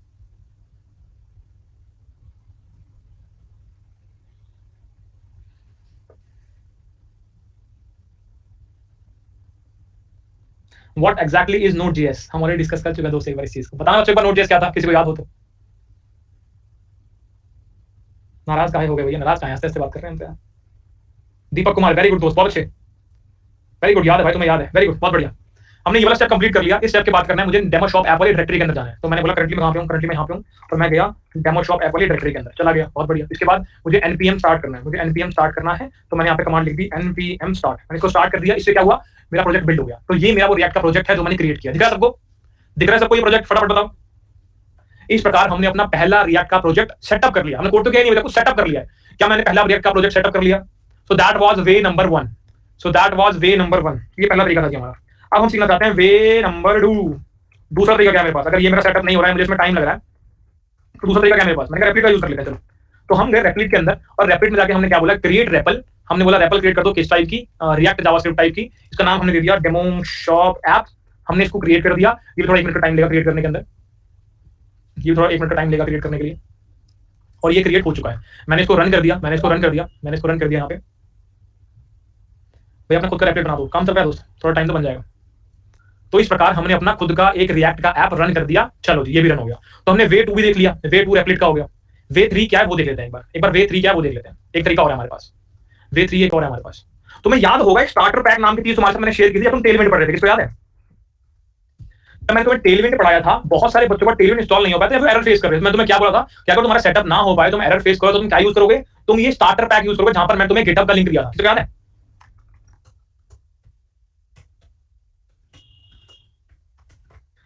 उस स्टार्टर पैक के अंदर ही आपका रिएक्ट वाला सेटअप भी हुआ पड़ा है। आप वही डाउनलोड करो, उसी में अपने रिएक्ट कोड को आप रन कर सकते हो। मैं एक बार लिंक शेयर कर देता हूं, गिव मी 1 सेकंड। एक बार मैं लिंक शेयर करता हूं, गिव मी 1 सेकंड, ठीक है? अभी आपके शेयर कर देते हैं। 3 चीज आपके पास हो जाएगी, जिस भी चीज से आपका कोड आपको अच्छा लगता हो, ठीक है, उस हिसाब से आप क्रिएट कर सकते हैं अपनी एप्लीकेशन को। क्या बात समझ में आती है? क्या बात समझ में आती है? तो मैंने यहाँ पर तुम्हारी क्लास के अंदर स्टार्टर पैक को पिन कर दिया। क्या तुम्हें पिन दिख रहा है? यहाँ पर स्टार्टर पैक को मैंने पिन कर दिया है मित्र। यहाँ पर दिख रहा है सबको स्टार्टर पैक, ये स्टार्टर पैक दिख रहा है, इस पर क्लिक कर लो। एक बार स्टार्टर पैक पे क्लिक कर लो, इसको सेटअप कर लेना भाई, ठीक है? ठीक है जी, ठीक है, बहुत बढ़िया। तो तुमने 3 चीजें देख ली। अगर अभी भी इशू फेस करते हो, कर सकते हो, इंसान हो, ठीक है, कर सकते हो, गलती इंसान से होती है, ठीक है? तो तुम क्या कर सकते हो, तो तुम क्या करोगे अगर अभी भी इशू फेस आ रहा है, तो तुम क्या करोगे भाई? यहाँ डिस्काउंट पे डाउट फोरम पे रेज कर देंगे। वेरी बहुत अच्छे बच्चे, बहुत अच्छे बच्चे। तुम जैसे अच्छे बच्चे देखे नहीं आने यार, कभी सुधारना पड़ेगा मुझे अपना। कोई फायदा नहीं किसी से मजाक करने का, आज के जमाने में। कल को पिस्तौल लेके मेरे घर के सामने खड़े हो लुक लुक बोल दिया। तुम अच्छे बच्चे भाई, तुम बहुत अच्छे बच्चे हो, ठीक है? तो ये हमने सेटअप वाला पार्ट कंप्लीट कर लिया, ये हमने सेटअप वाला पार्ट कंप्लीट कर लिया। कोड देखने चले, अब कोड देखने चले, अब कोड देखने चले, बहुत बढ़िया। चलो अब स्क्रीन शेयर करता हूं, कोड देखने चलते हैं क्या कहानी है। तो हम गए यहाँ पे, और हमने यहाँ पे क्या लिख दिया, हमने यहाँ पे लिख दिया, हमने यहाँ पे क्या लिख दिया, हमने लिखा यहाँ पे विजुअल। हमने इसको ओपन कर लिया। मैंने बोला क्या ओपन करना चाहते हैं हम डेस्कटॉप पे रिएक्ट फोलियो के अंदर डेमो शॉप ऐप नाम का एक सिंगल पेज एप्लीकेशन क्रिएट कर उसको ओपन करना चाहते हैं। कर लिया। तो ये पूरा का पूरा मेरा कोड आ गया। यहाँ पर हम बहुत सारी चीजें देख पा रहे हैं। नोड मॉड्यूल्स नाम का एक फोल्डर है, पब्लिक नाम का फोल्डर है, सोर्स नाम का फोल्डर है, बहुत सारी फाइल्स मैं यहाँ पर देख पा रहा हूँ। यस और नो, यस और नो, यस और नो भैया, बहुत सारी चीजें हैं। क्या मुझे सब समझने की नीड है एज अ बिगिनर? क्या मुझे सब कुछ समझने की नीड है एज अ बिगिनर? नहीं, मुझे सब कुछ समझने की नीड नहीं है। अभी जितना रिक्वायर्ड है उतना मैं आपको समझाऊंगा। बाकी जितनी भी चीजें नीड पड़ेगी आगे जाते जाते इंक्रीमेंटली हम सीखते चलेंगे। क्या बात समझ में आती है? क्या बात समझ में आती है? बहुत बढ़िया। कॉन्टेक्स्ट सेटअप हो रहा है, कॉन्टेक्स्ट सेटअप हो रहा है। अगर पहली क्लास के अंदर हम बड़े बढ़िया से एप्लीकेशन क्रिएट कर रहे होते तो तुम सब बच्चे बिगिनर नहीं होते। तो ये कोर्स बेसिक टू एडवांस नहीं होता, ये कोर्स एडवांस ही होता सीधा। सेटअप कॉन्टेक्स्ट सेट हो रहा है, क्या है, कैसे होना है, वगैरह वगैरह वगैरह। जब तुम्हारा ये आईडी सेटअप नहीं होगा, जब तुम्हारा क्रिएट नहीं कर पाओगे, कोड कहां करोगे? टाइम देना बहुत इंपॉर्टेंट है। क्या बात समझ में आती है? बहुत बढ़िया। उसके बाद तुमसे फीडबैक लूंगा। मैंने पूरी 2 घंटे क्लास में, 2 आवर्स 120 मिनट्स की क्लास में कितना टाइम तुम्हारा टाइम पास किया बताओ तुम जाएंगे, ठीक है? बढ़िया। सबसे पहले हम बात करें पैकेज.json वाली फाइल की। ये फाइल किस लिए होती है बताओ दोस्तों, किसी को पता है? मैंने तुम्हारे लिए बहुत बढ़िया चीज सोच रखी है, तुम्हारे लिए बहुत बढ़िया चीज सोच रखी है मैंने, तो मैं तुम्हारे शेयर करने वाला था आज, ठीक है? जिसे सुन के तुम में से एक सिंगल व्यक्ति नहीं होता जो तारीफ नहीं करता मेरी, गारंटी थी इस बात की। बहुत प्यारी चीज सोच रखी थी मैंने, ठीक है, जो कोई और कर ही नहीं सकता, पर मेरा मन नहीं है उसका। अब मैं अपने आप को शांत करूंगा 1-2 हफ्ता, और उसके बाद मन करा तो तुम्हें बताऊंगा, नहीं तो कैंसिल कर दूंगा उस चीज को, उस प्लान को जीरो कर दूंगा एकदम, ठीक है? चलो, पर बताऊंगा जरूर तुम्हें सोचा क्या था। तब तो लगे कि अरे यार क्यों बोला इसको ऐसा, क्यों बोलते इस पागल को हमने ऐसा। भाई मैं लूटने नहीं आया किसी को, मैं फिर दोबारा रिपीट कर रहा हूं, मैं लूटने नहीं आया किसी को। मैं अपनी जी जान लगा पढ़ाई करता हूं। तुम्हें जितना पढ़ाया मैंने, पता कितना कितना था वो? 1 पेज था वो, सिंगल पेज, 40-50 मिनट हो चुके हैं मुझे, ठीक है? लूट नहीं आते भाई किसी को, हमें पता कौन कैसे पैसे कमाता है, ठीक है जी? हमारे माता तो नहीं, हमारे पिता ने 24 घंटे लगातार गाड़ी चलाई, तब जाके यहाँ तक पहुंच के बैठे हैं, तब जाके यहाँ पे हजारों को पढ़ाने की हिम्मत रखते हैं। किसी के पैसे खराब करने नहीं आए भाई यहाँ पे, ठीक है? चलो शुरू करते हैं। पर ये दिमाग से निकालो 1 घंटा, आधा घंटा, 2 मिनट, 30 सेकंड, 40 सेकंड। पैकेज.json क्या होता है? पैकेज.json से बताओ भाई। मैं तो डीपली ऑफेंडेड हूं भाई, बिल्कुल भी शॉप नहीं करूंगा, वेट नहीं लाऊंगा, डीपली ऑफेंडेड भाई। जब मैंने कभी 30 मिनट 40 मिनट ज्यादा पढ़ाने के लिए नहीं सोचा, तो मेरे सामने वाला क्यों सोचा 10 मिनट कम पढ़ा के चला गया? गलत तरीका। पैकेज.json बताओ भाई क्या होता है? भैया पैकेज.json एक ऐसी फाइल है जहां पर सारी की सारी डिपेंडेंसी लिस्टेड होती है, जहां पर सारी की सारी स्क्रिप्ट्स लिस्टेड होती हैं। अब ये स्क्रिप्ट क्या होता है और ये डिपेंडेंसी क्या होता है आगे समझेंगे। अभी के लिए ये समझ लो कि तुम्हें जो भी कोड रन करना है, उस कोड को रन करने के लिए किसी प्रकार की एक डिपेंडेंसी इन सारी फाइल्स के ऊपर, इन सारे पैकेजेस के ऊपर है। तो तुम्हें बेसिकली ये मान के चलो उस कोड को रन करने के लिए इन सबकी नीड पड़ रही है, इन सारी चीजों की नीड पड़ रही है। दैट्स व्हाई यहां पर ऑलरेडी लिखी हुई है बाय डिफॉल्ट, ठीक है जी? तो हमने क्या बोला कि पैकेज.json के अंदर यहां पर तुम्हारी डिपेंडेंसीज और स्क्रिप्ट्स लिखी हैं, सबके वर्जन्स लिखे होंगे, ठीक है? यहाँ पर हम एक चीज देख पा रहे हैं कि रिएक्ट और रिएक्ट डोम नाम की एक चीज है। ये दोनों पैकेज मिलकर पता क्या बनाते हैं? जो एक्चुअल रिएक्ट हम पढ़ रहे हैं ना, जो एक्चुअल रिएक्ट लाइब्रेरी के बारे में पढ़ रहे हैं, वो एक्चुअल लाइब्रेरी इन दोनों पैकेज के द्वारा क्रिएट होती है। इन दोनों पैकेज के द्वारा क्रिएट होती है। इन दोनों पैकेज के द्वारा तुम्हारी एक्चुअल लाइब्रेरी क्रिएट होती है। क्या बात समझ में आती है? क्या बात समझ में आती है? तो मैं यहाँ पे कौन सा वर्जन यूज कर रहा हूँ रिएक्ट का? मैं यहाँ पे कौन सा वर्जन यूज कर रहा हूँ? 18.2.0 ये कर रहा हूँ, ठीक है? बहुत बढ़िया, ठीक है? यहाँ पर रीडमी फाइल है, log.json की टेक्नोलॉजी का सोर्स फोल्डर के अंदर चलते हैं। यहाँ बहुत प्यारी चीज है, यहाँ बहुत टाइम लगाने वाले हैं। यहाँ पे फाइल हम देख पा रहे हैं index.js। ये फाइल बताओ क्या करती है? index.js फाइल बताओ क्या करती है मित्रों? index.js भैया जब भी आपका पेज लोड होगा, जब मैं कहता हूं पेज लोड होगा, इसका मतलब क्या है? इसका मतलब क्या है? whenever the page is loaded, इसका मतलब क्या है? जब तुम्हारा पेज लोड होगा, इसका क्या मतलब है? भैया आपको HTML फाइल की बात कर रहे हो ना, HTML फाइल की बात कर रहे हो, मैंने कहा जब लोडिंग हो रही होगी तो this is the first file जो एग्जीक्यूट होने वाली है। ये वो पहली JS फाइल है जो एग्जीक्यूट होने वाली है, यानी ये मेरा एंट्री पॉइंट होगा JS का। जब भी मैं रिएक्ट का कोड समझने की कोशिश कर रहा हूं, मेरा एंट्री पॉइंट क्या होगा? मेरा कोई कोड तुम्हारे पास पड़ा है, लेट्स से C++ का या जावा का कोड तुम्हारे पास पड़ा है, 500 लाइन का कोड है, सबसे पहला एंट्री पॉइंट तुम कहां पढ़ने जाते हो? 500 लाइन के अंदर भैया मेन फंक्शन के अंदर जाते हैं, तो यहां पर तुम कहां पे जाओगे? यहां पर तुम्हारा एंट्री पॉइंट क्या है? सबसे पहले कौन सी फाइल एग्जीक्यूट हो रही है भैया? index.js। Very good, very good, बहुत बढ़िया। बहुत सारी फाइल दिख रही है, डरने की बिल्कुल नीड नहीं है भैया, यहाँ तो 50 चीजें लिखी हुई हैं। तो बेटा अगर 50 चीजें लिखी हैं तो इस एडिटर के अंदर भी यहाँ पे 50 ऑप्शन है। क्या सारे ऑप्शन पता है तुम्हें? क्या सारे ऑप्शन पता है? नहीं। डर लगता है एडिटर यूज करते हुए? नहीं। तो फिर आप क्यों डर रहे हो? जितना नीड है सब सिखाया जाएगा, डरने वाली बात नहीं है, ठीक है? मैं तुम्हारे डर रहा हूँ कि इतनी सारी चीजें सब समझा दे भाई, प्लीज प्लीज प्लीज प्लीज, आराम से करेंगे। हमने क्या सीखा अभी तक? पैकेट.json के बारे में समझ लिया।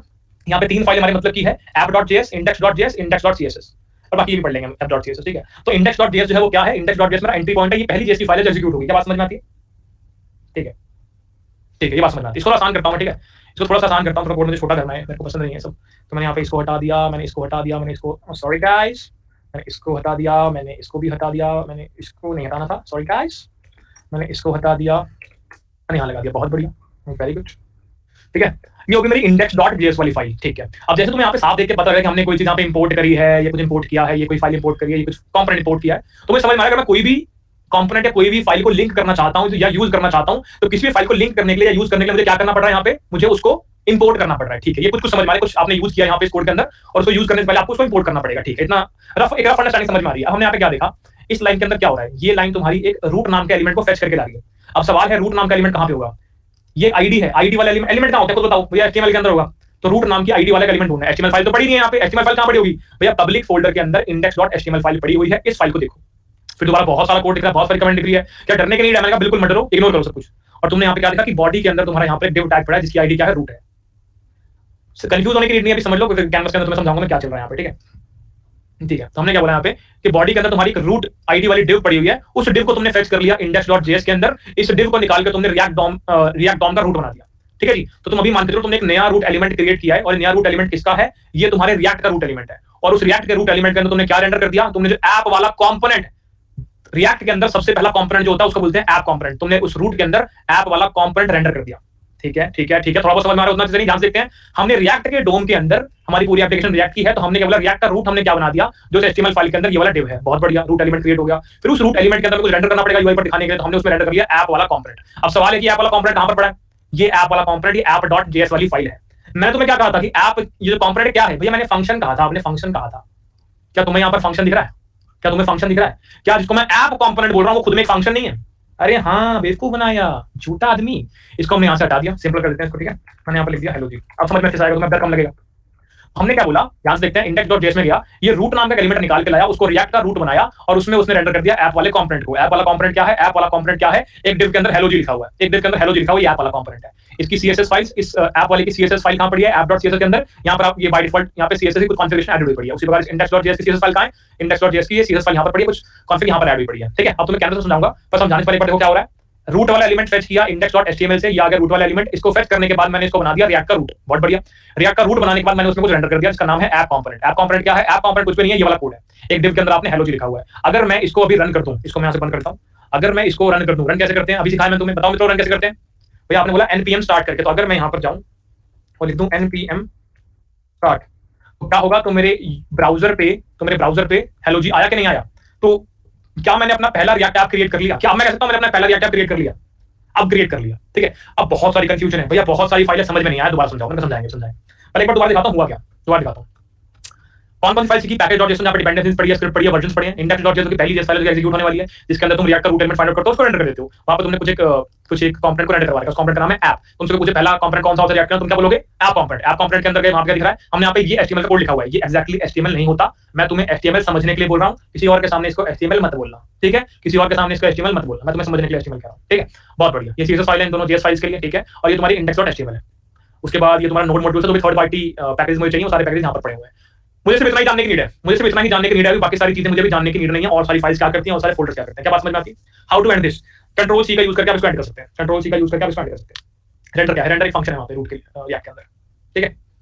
चलो, तो हमने बोला इतनी बात समझ में आई, पर एक बार दोबारा सा हो जाता तो मजा आ जाता। मैंने कहा ओके अभी समझा देंगे। अभी तो टाइमिंग कितना हुआ है? अभी तो 55 मिनट 35 सेकंड हुए यार।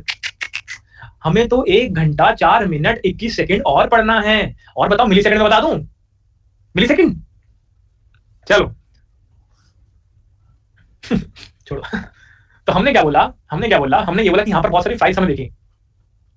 मुझे लग रहा है किसी ने मेरा वो जो तरीका था ना पढ़ाने का कि मैं अभी सिर्फ 5 मिनट हुए, 1 घंटे को 5 मिनट बोलता था मैं और 2 घंटे को 10 मिनट बोलता था, किसी ने उन 5 मिनट 10 मिनट को लेजिट ले लिया कि अरे सिर्फ 5 मिनट ही पढ़ाया इसने, अरे सिर्फ 10 मिनट ही पढ़ाया। तो उसका ऐसे गुस्सा आ गया कि 10 मिनट पढ़ाता है बस, या उसने कभी जिंदगी में क्लास अटेंड करी नहीं थी, एकदम से सुना कि 10 मिनट पढ़ाएगा बस ये। 10 मिनट कैसे पढ़ाएगा? मैं 2 घंटे के पैसे देते उस बेवकूफ ने, सुना नहीं 10 मिनट मतलब 2 घंटे होते हैं।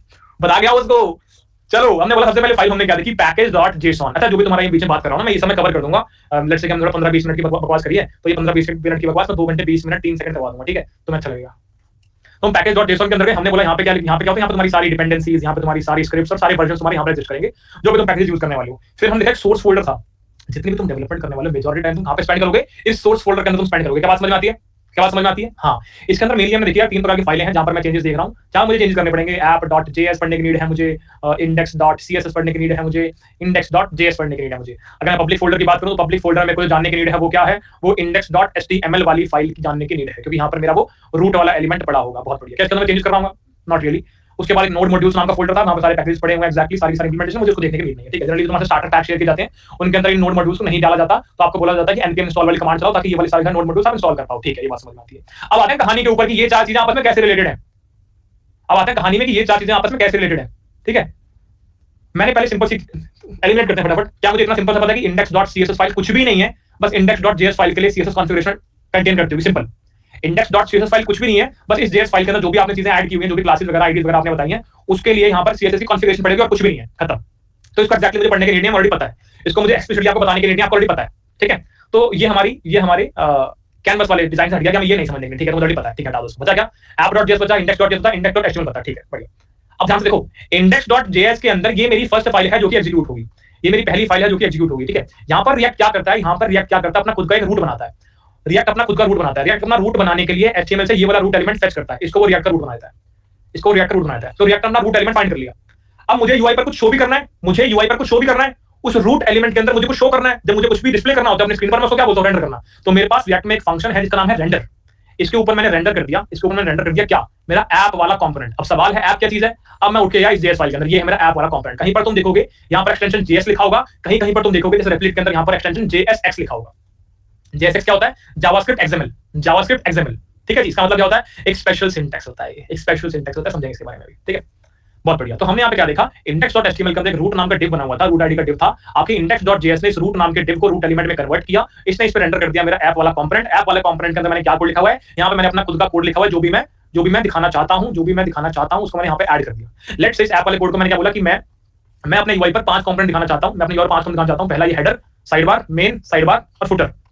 तो मैंने क्या बोला? मेरे ऐप के अंदर क्या कोड पड़ा होगा, ऐप वाले कंपोनेंट के अंदर क्या कोड पड़ा होगा? कुछ भी नहीं भैया। यहाँ पे आपने रिटर्न के अंदर जो भी इसका HTML कोड बनता है 1 2 3 4 5 वो आपने इसके अंदर डाल दिया। जो भी तुम्हारा HTML कोड बनता है तुम यहाँ पे डाल दो, खत्म, डन सीन्स, डन सीन्स। क्या बात समझ में आई? क्या बात समझ में आई? क्या थोड़ा बहुत समझ में आ रहा है? क्या थोड़ा बहुत समझ में आ रहा है? अभी क्लैरिटी नहीं मिलेगी, इतनी अच्छी क्लैरिटी मिलेगी जब कोड होगा, क्लैरिटी मिलेगी जब कोड होगा। अभी तो बातें ही हो रही है, बस मैं बता रहा हूं, तुम सुन रहे हो, बता रहा हूं, सुन रहे हो। जब कोड होगा तो समझ में आएगा। फिर से रिपीट करते हैं कि भैया सबसे पहले मेरी index.js वाली फाइल एग्जीक्यूट हुई, जिसने क्या किया? वो गई index.html वाली फाइल के पास और वहां से वो रूट वाला डिव उठा के ले आई। इस रूट वाले डिव को उसने कन्वर्ट किया रिएक्ट के रूट के अंदर, ठीक है, रिएक्ट के रूट में कन्वर्ट किया और इसके ऊपर उसने रेंडर कर दिया, इसके ऊपर उसने रेंडर कर दिया मेरा ऐप वाला कंपोनेंट। अब ऐप वाले कंपोनेंट के लिए मैंने क्या किया? मैं गया app.js फाइल के पास और उसके अंदर मैंने अपना HTML का कोड खुद से लिखा हुआ था, रेंडर हो गया। ये रेंडर हो गया। क्या फ्लो समझ में आता है? क्या फ्लो समझ में आता है?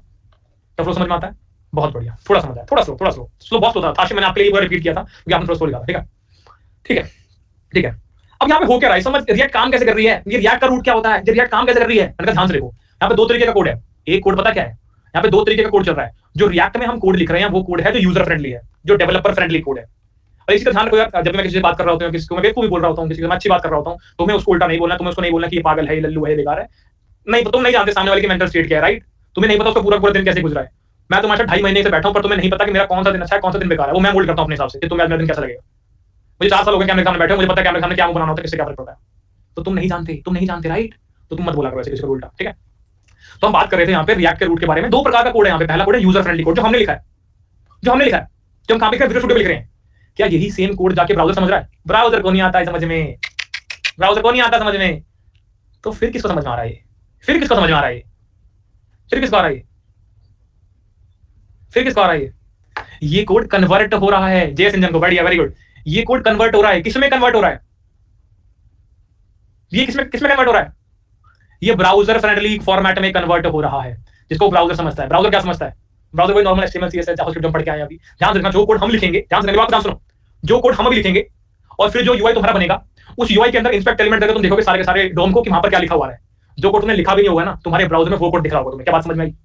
जो कोड तुमने लिखा भी नहीं होगा वो तुम्हें तुम्हारे ब्राउजर में दिख रहा होगा। अभी समझ में आएगा? तो यहाँ पर दो तरीके से कोड चल रहा है। तो हम यहाँ पे कोड लिख रहे हैं। यहाँ पर जैसे पहले क्या था, पहले लेट्स से मैं क्या लिखता था, पहले मैं ये लिखता था कि भाई H1 जो है उसके अंदर यहाँ पे कुछ कंटेंट डाल दो ऐसे, ठीक है, ऐसा कुछ करके। तो मैं लिखता था, जब इसमें ब्राउजर में जाकर सेम लिखा होता था, सेम कोड लिखा होता था, यस और नो, यस और नो। पर यहाँ पर जो मैं कोड लिखूंगा ना, ब्राउजर में सेम नहीं लिखा होगा। ब्राउजर में उसका इक्विवेलेंट जावा, ब्राउजर में उसका इक्विवेलेंट एचटीएमएल फॉर्मेट में कन्वर्ट किया हुआ होगा। तुम्हें याद होगा एचटीएमएल के अंदर क्लास नाम का एट्रीब्यूट होता था कि नहीं होता था?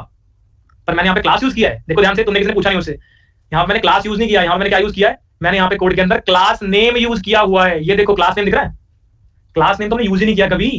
तो हमने जो एचटीएमएल पढ़ी है वो थी क्लास वाली। यहाँ पे तुम एचटीएमएल में कोड कर रहे हो, कौन सा एक्सटेंशन कोड कर रहे हो तुम? यहाँ पे जावास्क्रिप्ट में कोड कर रहे हो, जेएस में कोड कर रहे हो। जेएस के अंदर, ओ माय गॉड, जेएस के अंदर क्लास यूज क्यों नहीं करते? क्लास नेम को यूज कर रहे हो, क्योंकि जेएस के अंदर क्लास एक रिजर्व्ड कीवर्ड है। मजा आ रहा है? घुमा दिमाग थोड़ा सा। जेएस के अंदर क्लास जो है वो एक रिजर्व्ड कीवर्ड है, दैट्स व्हाई तुम क्लास यूज नहीं कर सकते यहाँ पे। तो जेएस के अंदर तुम क्लास वाली सेम फंक्शनलिटी यहाँ पर क्लास नेम से लेते हो। तभी मैंने तुम्हें कहा था कि एचटीएमएल नहीं है, ये एचटीएमएल नहीं है, ये जेएसएक्स है, ये जावास्क्रिप्ट एक्सटेंशन है। एक्सटेंशन के बोलते हैं, जावास्क्रिप्ट एक्सएमएल कोड है, ठीक है। क्या बात समझ में आती है? फर्क है, फर्क है। क्या बात समझ में आती है? क्या बात समझ में आती है? बढ़िया, थोड़ा बहुत समझ में, थोड़ा बहुत समझ में, ठीक है, इतनी बात समझ में आ गई। बढ़िया। अब एक चीज आप ध्यान रखें, एक और चीज मुझे तुम्हें समझानी है कि लेट्स से तुम जावास्क्रिप्ट के अंदर तुम कोई भी फंक्शन क्रिएट कर रहे हो, तुम कोई भी क्लास, देखना इसको मैंने फंक्शन लिखा है, कोई समझ सकता है इसको कि मैंने फंक्शन लिखा है? ये मैं भी समझता, दोबारा में लिखा गया था। वाह। तो लेट्स से तुम जावास्क्रिप्ट में कोई भी फंक्शन क्रिएट कर रहे हो, तुम कोई भी क्लास क्रिएट कर रहे हो, अगर तुम इसको कहीं पर यूज करना चाहते हो, अगर तुम इसको किसी और फाइल के अंदर यूज करना चाहते हो, तो तुम्हें क्या करना पड़ता है? You have to make sure कि आपने जहां पर फंक्शन क्रिएट किया वहां पर उसका एक्सपोर्ट किया हो, और जहां पे आप यूज करना चाहते हो वहां पे आपने उसको इंपोर्ट किया हो। ये बहुत इंपॉर्टेंट है, ये बहुत इंपॉर्टेंट है। आगे बढ़ने से पहले एक छोटा सा नोट कि मैंने तुम्हारे इस रिएक्ट वाले वीक से पहले एक जावास्क्रिप्ट का रिफ्रेशर वाला वीक ऐड किया है, जहां पर तुम्हारे 6-7 आर्टिकल्स लिखे हुए हैं। उन 6-7 आर्टिकल्स को फटाफट एक बार रिवाइज कर लेना भाई, उसमें मेजॉरिटी कॉन्सेप्ट पढ़ रखे हैं, एक बार रिवाइज कर लेना, फायदा हो जाएगा तुम्हारा। क्या बात समझ में आती है? क्या बात समझ में आती है? क्या बात समझ में आती है? अब इन शॉर्ट यहां पर हो क्या रहा है, इन शॉर्ट यहां पर क्या हो रहा है कि जहां पर आपकी index.html वाली फाइल है ना, वहां पर तुमने क्या लिखा हुआ बॉडी के अंदर? वहां तुमने बॉडी के अंदर div लिखा हुआ है, और वो div कौन से वाला था? वो div तुम्हारा रूट वाला था। तो अब जो कोड ऑलरेडी पड़ा हुआ है ना यहाँ पे, वो क्या कर रहा है? इस div को रिप्लेस कर रहा है। इस div को किससे रिप्लेस कर रहा है? इस div को किससे रिप्लेस कर रहा है? इस div को रिप्लेस कर रहा है ऐप वाले कंपोनेंट से। क्या और थोड़ी क्लैरिटी मिली? ध्यान से देखते हैं। हमने क्या बोला? index.js वाली फाइल आई, उसने index.html फाइल से बोला रूट वाला एलिमेंट दे दो, रूट वाला div उसको मिल गया। रिएक्ट ने इस रूट वाले div को रिएक्ट के रूट में कन्वर्ट किया और उसको रेंडर कर लिया, उसके अंदर ऐप कंपोनेंट पास कर दिया। ऐप कंपोनेंट पास करने का क्या मतलब है कि जो आपकी div है वो रिप्लेस हो जाएगी किससे? ऐप कंपोनेंट से। ऐप कंपोनेंट क्या होता है? app.js वाली फाइल में जाओ, वहां पे जो तुम रिटर्न करो उसको रेंडर करा दो। This is the flow. क्या बात समझ में आती है? क्या बात समझ में आती है? बहुत बढ़िया, बहुत बढ़िया। इतनी बात समझ में आ गई, इतनी बात समझ में आ गई, इतनी बात समझ में आ गई, ठीक है जी, बहुत बढ़िया। और क्या पढ़ना चाहते हैं हम? और क्या पढ़ना चाहते हैं? ठीक है, तो यहाँ पे कहानी है दोस्त, यहाँ पे कहानी, इसको समझते हैं। वापस आ जाते हैं कोड के अंदर कि हमने यहाँ पे कोड लिखा हुआ है, एक बार इसको हटाओ यार, क्या तरीका है ये। हमने यहाँ पर कोड लिखा हुआ है, this is not valid JavaScript syntax, this is not valid JavaScript syntax. क्या बात समझ में आती है? क्या बात समझ में आती है? हमने यहाँ पर कोड लिखा हुआ है, this is not valid JavaScript syntax, ठीक है। ये तो एरर देगा, ये तो एरर देगा। पर सवाल है कि अगर ये वैलिड जावास्क्रिप्ट सिंटैक्स नहीं है तो फिर ये चल कैसे रहा है? तो फिर ये चल कैसे रहा है? बताओ मित्रों, चल कैसे रहा है? क्योंकि हम यहां पर एक सिंटैक्स का यूज कर रहे हैं जिसका नाम क्या है? JSX। ये एक्चुअली एक JS फाइल नहीं है, ये एक्चुअली JSX कोड है, ये जावास्क्रिप्ट XML फॉर्मेट है। क्या बात समझ में आती है?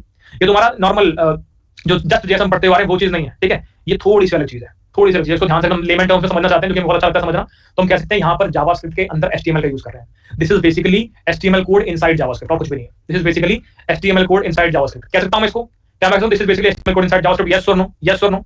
ठीक है। अब जब तुम पता क्या करते हो, मैं तुम्हें दो तरीके के कोड बताया दोस्त, मैं तुम्हें दो तरीके के कोड बताया। पहला तरीका कोड क्या था? यूजर फ्रेंडली, जो हम टाइप कर रहे हैं। दूसरा तरीका ब्राउजर फ्रेंडली। जब तुम ये वाली कमांड रन करते हो ना, npm start, ये जो हमने रिएक्ट में कोड लिखा है उसे कन्वर्ट करती है इक्विवेलेंट HTML कोड में, इक्विवेलेंट जावास्क्रिप्ट कोड में, जो किसको समझ में आएगा? जो मेरे ब्राउजर को समझ में आएगा। सो बेसिकली यहां बीच में कन्वर्जन वाला काम चल रहा है, जो कौन संभाल रहा है? npm start वाली कमांड संभाल रही है। क्या बात समझ में आती है? क्या बात समझ में आती है? क्या बात समझ में आती है? चलो बहुत बढ़िया। अब थोड़ा कोड खेल ले, अब थोड़ा कोड खेल ले भाई। बहुत सारी कहानी हो गई, बहुत सारी कहानी हो गई। अब क्या तुम्हें रिएक्ट नाम के वर्ड से डर लग रहा है?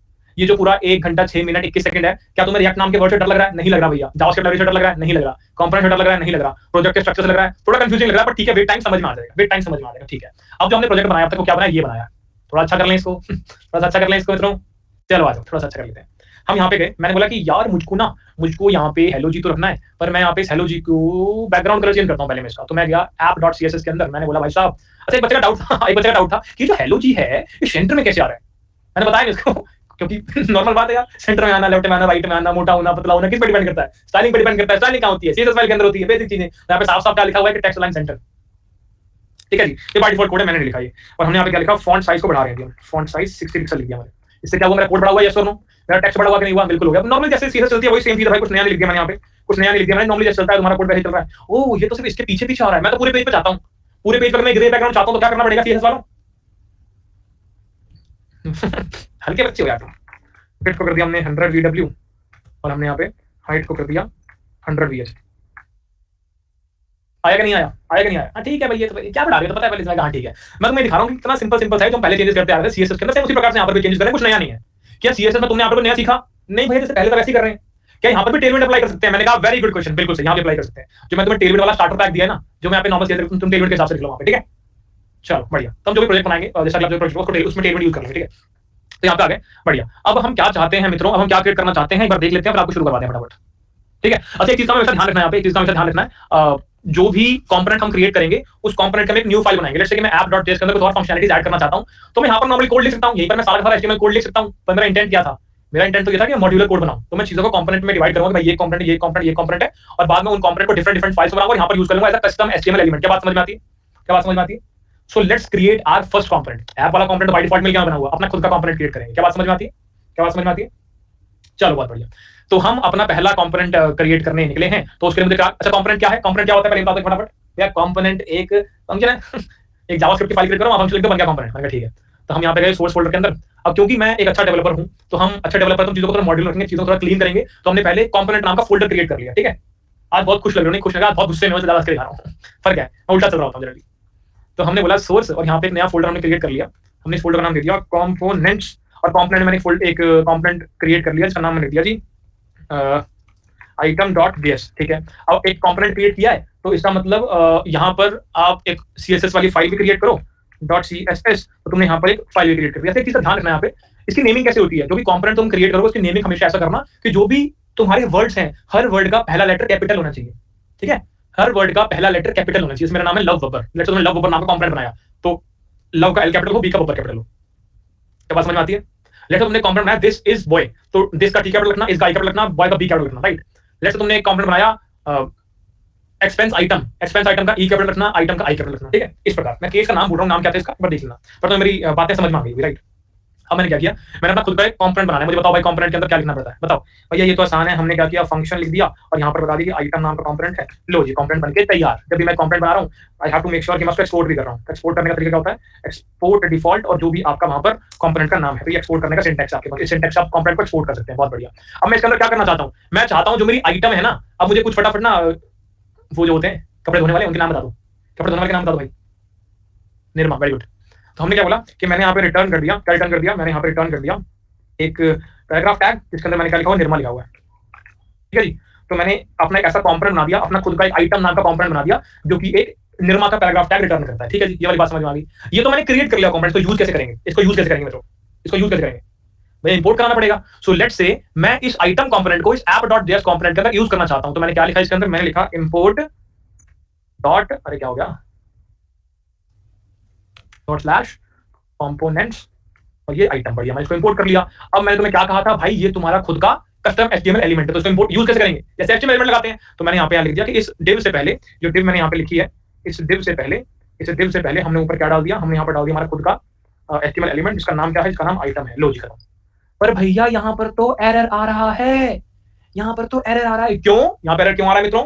भैया यहाँ पर एरर इसलिए आ रहा है क्योंकि आप जहां रिटर्न कर रहे हैं ना, यहाँ पर ऐप में जो आप रिटर्न कर रहे हैं HTML कोड, यहाँ पर एक प्रैक्टिस चलती है कि वो सारे के सारे कोड का सिंगल पेरेंट होना चाहिए। अभी क्या दिख रहा है मुझे कि दो सिबलिंग है, ये और ये दोनों सिबलिंग है, आइटम वाला टैग और डिव वाला टैग दोनों सिबलिंग है, दोनों सेम लेवल पर है, पर मुझे टॉप लेवल पेरेंट चाहिए। तो इसके लिए क्या करना पड़ेगा मुझे, इसके लिए हमेशा मैं प्रैक्टिस फॉलो करूंगा। मैं एक डिव टैग बना दूंगा, मैं एक डिव टैग बना दूं। अरे आजा यार, क्या हो गया, एक डिव, अरे आजा भाई, एक डिव टैग मैंने बना दिया और जो भी मेरा कोड है वो पूरे के पूरे कोड को मैं इस डिव टैग के अंदर डाल दूंगा।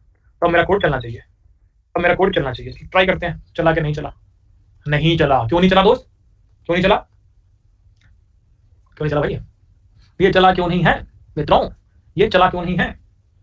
ये चला क्यों नहीं है? ये चला क्यों नहीं है भाई? इसको चलना चाहिए था, इसको चलना चाहिए था। एक्सपोर्ट नहीं किया भैया, एक्सपोर्ट किया था हमने शायद मेरे हिसाब से, तो एक्सपोर्ट किया तो यहाँ पे एक्सपोर्ट डिफॉल्ट आइटम हमने यहाँ पे एक्सपोर्ट कर रखा है, हमने यहाँ पे रिटर्न कर रखा है, ये मेरी आइटम है। और इंपोर्ट करना देख लेते हैं, इंपोर्ट में कहीं पर गलती तो नहीं है? इंपोर्ट में क्या गलती करी हमने? सही तो लिखा है, सही तो लिखा है। इसमें क्या गड़बड़ है? इसमें क्या गड़बड़ है भाई?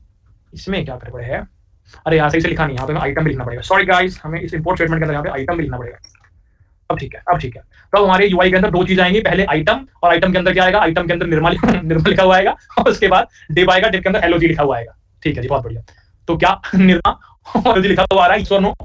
तो अपने अपने जीवन का सबसे बड़ा कंपोनेंट बनाया जिसका नाम क्या है? जिसका नाम क्या है? जिसका नाम है आइटम। ठीक है जी। तो तुमने आइटम नाम का एक कंपोनेंट बना लिया है जिसके अंदर क्या लिखा हुआ है? निर्मा। भैया लेफ्ट में आ रहा है, मुझे राइट में चाहिए। मैंने कहा राइट में ले आते हैं। राइट में कैसे लाएंगे दोस्त? सॉरी, मिडिल में कैसे लाएंगे भैया? वही जेएस फाइल, इसकी आइटम की हम क्या करेंगे? इसकी सीएसएस फाइल बनाने। तो हमने इसके लिए क्लास नेम सेट कर दिया, क्लास नेम ने कर दिया यहाँ पे निर्मा। हम निर्मा के लिए गए आइटम डॉट सीएसएस में, हमने लिखा डॉट निर्मा। निर्मा के लिए क्या बोला कि भाई टेक्स्ट अलाइन को सेंटर कर देना। तो क्या निर्मा सेंटर में आया? अरे अरे नहीं आया। क्यों नहीं आया? डॉट निर्मा आइटम डॉट, भैया हमने सीएसएस को लिंक ही नहीं किया, हमने सीएसएस को लिंक ही नहीं किया, तो आएगा कैसे? मैंने कहा सॉरी गाइस, इंपोर्ट कर लेते हैं। तो इंपोर्ट कैसे करते हैं? आ जाओ फटाफट। हमने लिखा इंपोर्ट, इंपोर्ट कर लिया हमने किसको? डॉट स्लैश, ये क्यों हो रहा है? ये क्यों हो रहा है मेरा वाक्य? Item dot CSS. ठीक है जी। तो क्या सेंटर में आया? बिल्कुल आ गया भैया। तो इस प्रकार हमने एक और चीज सीखी, जैसे हम एचटीएमएल के अंदर सीएसएस फाइल को लिंक करते हैं, यहाँ पर मुझे लिंक करना एक तरीके से हो गया, यहाँ पर मुझे इंपोर्ट करना पड़ता है। क्या बात समझ में आती है? तो अगर तुम्हें ये इंपोर्ट समझ में आया तो तुम्हें ऐप डॉट जेएस के अंदर ये वाला इंपोर्ट भी समझ में आ गया होगा, ये वाला इंपोर्ट भी समझ में आ गया होगा। ठीक है।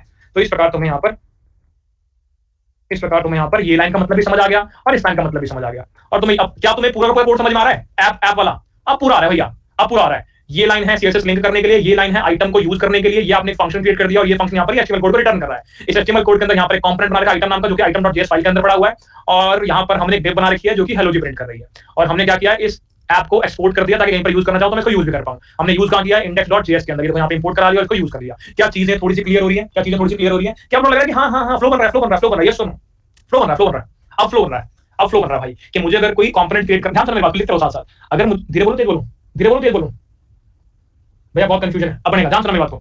अगर मुझे कोई कंपोनेंट क्रिएट करना है तो मैं क्या करता हूं? मैं एक जेएस फाइल क्रिएट करता हूं जिसके अंदर फंक्शन होता है। अगर मैं उस फंक्शन को कहीं और किसी और फाइल में यूज करना चाहता हूं तो मैं उस फंक्शन को एक्सपोर्ट करता हूं सेम फाइल के अंदर, और जहां पर यूज करना चाहता हूं वहां पर उसको इंपोर्ट कर लेता हूं। जो भी मैंने फंक्शन क्रिएट किया उस कंपोनेंट के लिए, वो फंक्शन कोई एचटीएमएल कोड रिटर्न कर रहा होता है। वो असलियत में एचटीएमएल कोड नहीं होता है, वो असलियत में जेएसएक्स कोड होता है। ठीक है। उस जेएसएक्स कोड को हम समझ सकते हैं, ब्राउजर नहीं समझ सकता। तो उसको ब्राउजर समझ पाए उसे कन्वर्ट करना पड़ेगा ब्राउजर फ्रेंडली कोड के अंदर। कन्वर्ट करने का काम कौन करता है? NPM start. क्या बात समझ में आती है? JSX क्या होता है? JSX stand for JavaScript XML code, which is basically HTML code inside JavaScript code, which is basically HTML code inside JavaScript code. Simple. क्या बात समझ में आती है? ठीक है, बहुत बढ़िया। इतनी बात समझ में आई, इतनी बात समझ में आई। तो हमें अब तक क्या समझ में आया? अभी तक इतना बड़ा उसका इंटेंट क्या था? उसका इंटेंट क्या था? क्या मैं अपना खुद का प्रोजेक्ट, क्या मैं अपना खुद का कंपोनेंट बना सकता हूं? यस और नो? क्या मैं अपना खुद का कंपोनेंट बना सकता हूं? हाँ बिल्कुल बना सकता हूं। कैसे? कुछ भी नहीं, एक जेएस फाइल क्रिएट कर लो, बन गई। वहां पे एक फंक्शन लिख लो, फंक्शन अपना एचटीएमएल को रिटर्न कर दो। मैंने कहा बहुत बढ़िया। उसको यूज करना चाहते हो कहीं और तो भाई एक्सपोर्ट करवा देना। उसमें कोई सीएसएस फाइल लिंक करना चाहते हो तो इंपोर्ट करवा देना सीएसएस फाइल को। सीएसएस फाइल तो बनानी पड़ेगी, बना दी, बना दी। बहुत दिन हो गया एक्वा कलर यूज नहीं किया, मतलब अरसा हो गया एक्वा कलर यूज किया ना, है ना?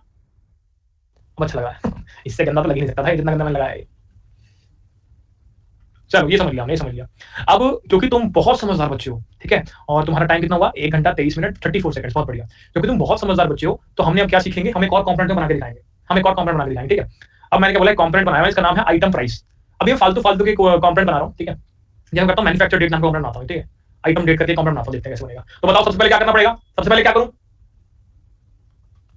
सबसे पहले क्या करूँ? मैं सबसे पहले कंपोनेंट क्रिएट करने के लिए मुझे कंपोनेंट फोल्डर में जाना पड़ेगा। वहां पर मैं एक नई फाइल क्रिएट करूंगा, उसमें नाम मैंने दे दिया आइटम डेट डॉट जेएस। अब क्योंकि कंपोनेंट मैंने बनाया तो इसकी सीएसएस फाइल भी बना देता हूं। आइटम डेट, अगर मैं तुम्हारी जगह होता तो पक्का नोट बना रहा होता अभी। आइटम डॉट सीएसएस, तो मैंने दोनों फाइल बना दी। बहुत बढ़िया। अब क्योंकि मैंने सीएसएस फाइल बना दी है तो फटाफट सीएसएस फाइल को इसमें लिंक कर देता हूं। तो हमने लिखा इंपोर्ट डॉट स्लैश, और तुमने लिख दिया आइटम डेट डॉट सीएसएस। ठीक है। अब मेरे को कंपोनेंट क्रिएट करना है। तो कंपोनेंट कैसे क्रिएट होता है? फंक्शन बनाना होता है बेसिकली। फंक्शन बनाना तो कुछ नहीं होता, आइटम डेट। अब मैंने एक फंक्शन बना दिया, कहीं मुझे इसको यूज करना पड़ेगा डेफिनेटली, तो मैं इसको एक्सपोर्ट करवा लेता हूं। अगर मैं तुम्हारी जगह तो स्टेप बाय स्टेप लिखा होता। Export default item date. बढ़िया। अब यहाँ पर मुझे क्या पता है? मुझे यहाँ पर रिटर्न करवाना है कोई ना कोई कोड एचटीएमएल फॉर्मेट वाला, राइट? तो मैंने यहाँ पर एक एचटीएमएल कोड रिटर्न करवा दिया। ठीक ठीक है, अगर वो मल्टीपल लाइन के अंदर तो मैं ब्रैकेट का यूज कर लूंगा, तो मैं राउंडेड ब्रैकेट का यूज कर लूंगा। बहुत बढ़िया। अब मैं चाहता हूं कि मैं एक डिव बनाऊं, उस डिव के अंदर मैं चाहता हूं 3 डिव्स हों, जिसमें पहली वाली डिव का नाम हम बाद में रख लेंगे। ये 3 डिव चाहता हूं, ठीक है जी। पहली में हमने कुछ डेटा रख दिया, हमने बोला जी 20, बोला जी जून, बोला जी 1998, ठीक है जी। तो हमने ये कंपोनेंट बना ली जिसके अंदर 3 तुमने एलिमेंट्स यूज किए। क्या बात समझ में आती है? क्या बात समझ में आती है? तुमने आइटम की डेट लिख ली, ठीक है जी। तो हमारे पास 2 कंपोनेंट बन चुके हैं, एक आइटम जेएस आइटम वाला कंपोनेंट, एक आइटम डेट वाला कंपोनेंट। अब लेट्स से मैं इस आइटम डेट को यूज करना चाहता हूं, अगर मैं तुम्हारी जगह तो लिखता रहता साथ में। तो हमने क्या बोला कि इस आइटम को मैं कहीं यूज करना चाहता हूं, तो मुझे पहली चीज क्या पता है, मुझे इंपोर्ट करना पड़ेगा। लेट्स से मैं इसको app.js में यूज करना चाहता हूं, तो मुझे इसको इंपोर्ट करना पड़ेगा। मैंने लिखा इंपोर्ट आइटम डेट। अरे भाई साहब, मेरे जीवन के अंदर इतनी आसानी से चीजें हो जाती है, क्या ही बात। तो इसमें आइटम है और आइटम के बाद मैंने लिख दिया आइटम की डेट को, तो मैंने लिख दिया आइटम डेट, खत्म। तो इसका मतलब अब मेरे यूआई पर निर्मा प्रिंट होगा, फिर 20 जून 1998 प्रिंट होगा और फिर हेलो जी प्रिंट होगा। चेक करते हैं, बिल्कुल सही, निर्मा प्रिंट हुआ, 20 जून 1998 प्रिंट हुआ और हेलो जी प्रिंट हुआ। क्या बात समझ में आती है? क्या बात समझ में आती है? क्या बात समझ में आती है? यस और नो, यस और नो, ठीक है। इसको मैंने चेंज कर दिया आइटम डॉट आइटम डेट को स्पैन में बढ़िया। इसको मैंने क्लास दे दी भाई, इसको मैंने क्लास दे दी, class name is equal to what, इसका नाम क्या रखूं, डेट रख देता हूं भाई, सिंपल। इसका नाम देता हूं एमएफजी डेट। मैंने इसको आइटम डेट सीएसएस के अंदर लिख दिया कि भैया टेक्स्ट अलाइन सेंटर। तो निर्मा यहाँ पे आ गया, 20 जून 1998 यहाँ पे आ गया, हेलो जी यहाँ पे आ गया। मैंने यहाँ पे लिख दिया बैकग्राउंड कलर एक्वा। क्या बात है, मजा ही आता है इसको देख के ना, सही में। क्या बात समझ में आती है? क्या बात समझ में आती है? ठीक है जी। तो इतना समझ में आ गया, इतना समझ में आ गया। तो अगर मैं तुमसे एक सवाल पूछूं, can you create a custom component, क्या आप खुद के लिए कंपोनेंट बना सकते हैं? इसका जवाब क्या होगा? हाँ, बताओ भाई, बताओ फटाफट, क्या स्टेप्स का यूज करोगे अपना खुद का कंपोनेंट बनाने के लिए? जल्दी बताओ, क्या स्टेप्स का यूज करोगे अपना खुद का कंपोनेंट बनाने के लिए? फटाफट। तुमने बोला क्रिएट अ जेएस फाइल, ठीक है। उस जेएस फाइल के अंदर क्या करूं? उस जेएस फाइल के अंदर एक फंक्शन क्रिएट कर दूंगा। बहुत बढ़िया। फंक्शन के अंदर क्या होगा? फंक्शन के अंदर हम रिटर्न कर रहे होंगे, क्या रिटर्न कर रहे होंगे? HTML का कोड रिटर्न कर रहे होंगे। बहुत बढ़िया। और अगर मैं उस फंक्शन को कहीं पर यूज करना चाहता हूं तो मुझे एक्सपोर्ट करना पड़ेगा। बहुत बढ़िया। जिस फाइल में मुझे यूज करना है वो फंक्शन या कंपोनेंट, तो मुझे वहां क्या करना पड़ेगा? मुझे इंपोर्ट करना पड़ेगा। बहुत बढ़िया। लेट्स से मैंने सीएसएस फाइल को लिंक करना है, तो उसके लिए क्या करना पड़ेगा? इंपोर्ट करना पड़ेगा। वेरी बहुत बढ़िया, बढ़िया, बहुत बढ़िया, इतना समझ में आ गया। तो मैं तुमसे पूछा can you create a component, आपने जवाब दिया हाँ। मैं बोला can you style that component, can you style that component, can you style that component. बहुत बढ़िया, कर सकते हो तुम। तो तुम्हें एक कंपोनेंट क्रिएट करना आ गया, तुम्हें स्टाइलिंग करनी भी आ गई, ठीक है। कह सकते हैं इतनी बात को? यस और नो? बिल्कुल कह सकते हैं। स्टाइलिंग वाइलिंग भी हमें अच्छे से आ चुका है। और मैं तुमसे पूछा कि यहाँ पर इस जेएस फाइल के अंदर मैंने क्लास नेम क्यों लिखा है, क्लास क्यों लिखा, तो इसका जवाब तुम्हें पता है मित्रों? क्या तुम्हें इसका जवाब पता है? यस और नो? यस और नो? भैया क्लास तो एक रिजर्व्ड कीवर्ड है ना जेएस के अंदर, दैट्स व्हाई क्लास नेम का यूज करना पड़ा। मैंने कहा बहुत बढ़िया। अब एक सवाल मेरे मन में तो आ रहा है इस कोड को देखकर, तुम्हारे मन में पता नहीं आया कि नहीं आया होगा। मैंने बहुत बड़ी बड़ी बातें करी थी जब मैं तुम्हें रिएक्ट के बारे में समझा रहा था। मैंने बोला कि बहुत रीयूजेबल कोड होगा, बार बार यूज कर देंगे, मजा आ जाएगा, ठीक है। और अगर मैं यहाँ पर ऐप जेएस के अंदर जाऊं और इसी आइटम डेट को या फिर लेट्स से इन्हीं दोनों को मैंने दोबारा कॉपी कर दूं दोबारा, तो क्या हुआ? तो रीयूज तो आपने कर लिया, बहुत कम लाइंस का यूज करके रीयूज तो कर लिया, पर क्या लॉजिकल है भैया? निर्मा ही निर्मा आ रहा है हर जगह, कहीं पर सर्फ एक्सेल नहीं आ रहा, कहीं पे टाइड नहीं आ रहा, कहीं पे घड़ी नहीं आ रहा, और हर किसी की डेट भी सेम आ रही है। रीयूजेबल कहां से रह गया? आपने तो सेम डेटा दिया हर जगह। क्या तुमने ऐसे कोई यूआई देखा है? क्या नेटफ्लिक्स के ऊपर सारी की सारी मूवीज लक्ष्य होती है या डिफरेंट मूवीज होती है? सारी कबीर सिंह होती है? नहीं भाई, अलग अलग होती है। तो हमारा भी तो यूआई कुछ ऐसा बना जहां पर चीजें डिफरेंट हो, डिफरेंट डेटा हो। हमने क्या गलती करी है? हमने क्या गलती करी है भैया? आपने ना यहाँ पर आइटम डेट के अंदर सब कुछ हार्ड कोड कर दिया। आपने यहाँ पे हार्ड कोड कर दिया, 20 लिखना हमेशा, या जून लिखना हमेशा, या 1998 लिखना हमेशा, जो कि हमें नहीं करना था, जो कि हमें नहीं करना था। एक्चुअल केस में क्या होता? एक्चुअल केस में हम एक एपीआई कॉल करते, एपीआई कॉल से कुछ डेटा आता, उस डेटा को हम पास करके यहाँ पर पुट कर रहे होते। अभी तो एपीआई कॉल कर नहीं रहे, अभी क्या करें? अभी कोई डमी डेटा ले लें, अभी कोई डमी डेटा ले लें, यस और नो? चलो कोई डमी डेटा लिख लेते हैं, सब करवाऊंगा, एपीआई कॉल भी करवाऊंगा, चिंता नहीं करनी, पर साथ साथ बने रहना है। अभी तक तुम बहुत अच्छा चल रहे हो, ठीक है दोस्त, तुम्हें 1.5 घंटा होगा, बिल्कुल सही फ्लो के साथ चलो, जैसे मैं पढ़ाना चाहता हूँ बिल्कुल वैसे ही पढ़ रहे हो, ऐसे ही पढ़ते हो तो निराशा नहीं हाथ लगेगी, बिल्कुल मजा आ जाएगा पढ़ते पढ़ते, ठीक है। ऐसे पढ़ना है। तो हमने क्या बोला कि भैया मेरे को ना इसको यहाँ पे हार्ड कोड नहीं करना।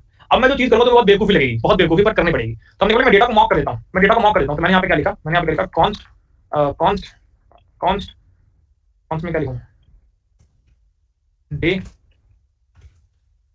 20 और कॉन्स्ट मंथ जून, कॉन्स्ट ईयर, ठीक है जी। तो हमने ये 3 चीजें डाल दी दोस्त, हमने ये 3 चीजें डाल दी। अभी मुझे समझ में आ रही है बिल्कुल बात कि अच्छा ओके भैया ये आपने उठा के यहाँ पे वेरिएबल बना दिए, अब यहाँ पे वेरिएबल रिप्लेस करोगे? मैंने कहा हाँ चलेंगे ऐसे। भैया ये तो बेवकूफी लग रही है। मैंने कहा रुको जरा सबर करो। तो हमने बोला इस 20 को रिप्लेस कर दिया मैंने, किससे? डे से। पर मैं डे को ना सीधा ऐसे यूज नहीं कर सकता, मैं सीधा डे को ऐसे यूज नहीं कर सकता। यहाँ पे डे लिखा हुआ आ जाएगा मुझे डे चाहिए था, यहाँ पे मुझे डे थोड़ी चाहिए था, मुझे डे की वैल्यू चाहिए थी यहाँ पे। तो मैं क्या चाहता हूं, मैं इसको इस प्रकार लिखूंगा। सिंटैक्स क्या दर्शाता है कि आपको इसको कर्ली ब्रेस के अंदर लिखना पड़ेगा।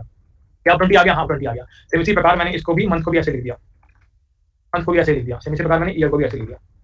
तो तुम्हें यहाँ से मैं ये सिखाना चाहता हूँ, हमने डेटा मॉक कर लिया कि लेट्स से डेटा मेरे पास किसी एपीआई कॉल से आया, मैं अज्यूम कर लिया कि डेटा मेरे पास किसी एपीआई कॉल से आया। अभी तो हार्ड कोड ही किया हुआ है, ठीक है, समझ में आता है, पर अज्यूम कर लो कि डेटा किसी एपीआई कॉल से आया। तो अगर तुम डेटा किसी एपीआई कॉल से आया को फेच कर लेते हो तो उसको यूज करने का तरीका तुम्हारे इस एचटीएमएल कोड के अंदर क्या है, इस प्रकार। तो तुम्हारा क्या 20 जून 1998 आ रहा है, यस और नो? तो तुम्हें ये प्लेस होल्डरिंग करनी पड़ती है किसी भी डेटा को यहाँ पर लिखने के लिए। क्या अब मैं कह सकता हूँ मैं हार्ड कोडिंग से हट गया? भैया वैसे तो नहीं कह सकते क्योंकि आपने एक तरीके से हार्ड कोडिंग ही करी हुई है, पर अज्यूम कर लेते हैं डेटा किसी एपीआई कॉल से आएगा। ये वो तरीका है हार्ड कोडिंग से हटने का जहां पे आप डिफरेंट डिफरेंट डेटा को पुट कर सकते हो। क्या बात समझ में आती है? क्या बात समझ में आती है?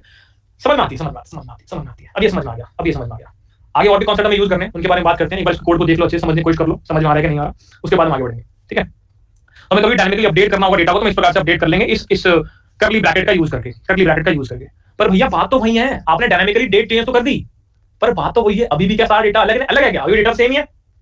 डेटा तो सेम ही है, फायदा क्या? कोई फायदा नहीं हुआ इससे। तो मैं ये मान गया कि आपने, ध्यान सुनना, लिखते रहना साथ साथ, मैं ये मान गया कि आपने हार्ड कोडिंग हटा के डायनामिकली चेंज करने का तरीका बता दिया, पर डेटा तो सेम ही आ रहा है।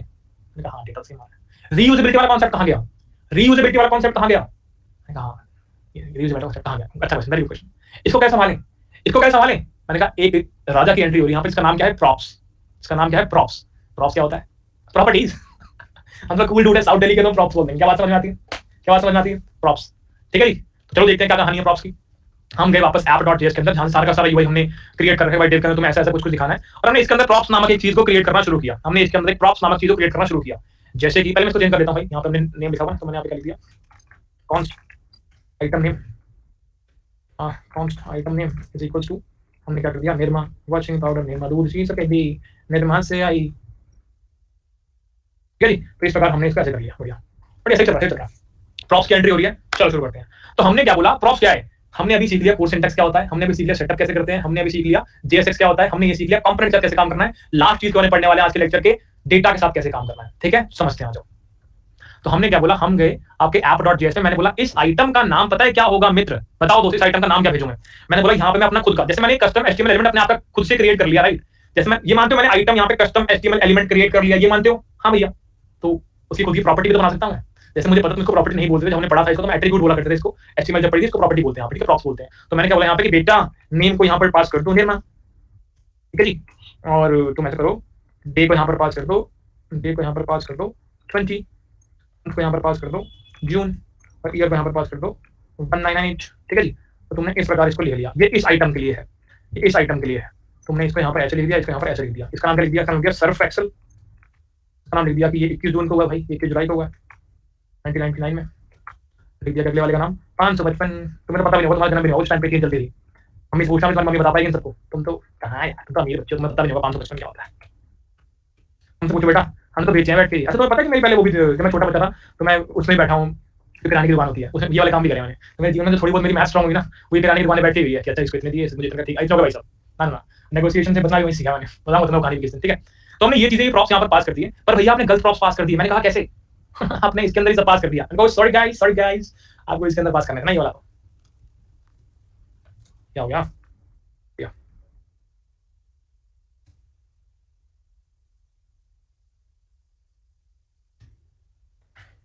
22 कर दिया, इसको मैंने 24 कर दिया, इसको मैंने जुलाई कर दिया, इसको मैंने सितंबर कर दिया, इसको मैंने 2000 कर दिया, इसको मैंने 2010 कर दिया, बढ़िया।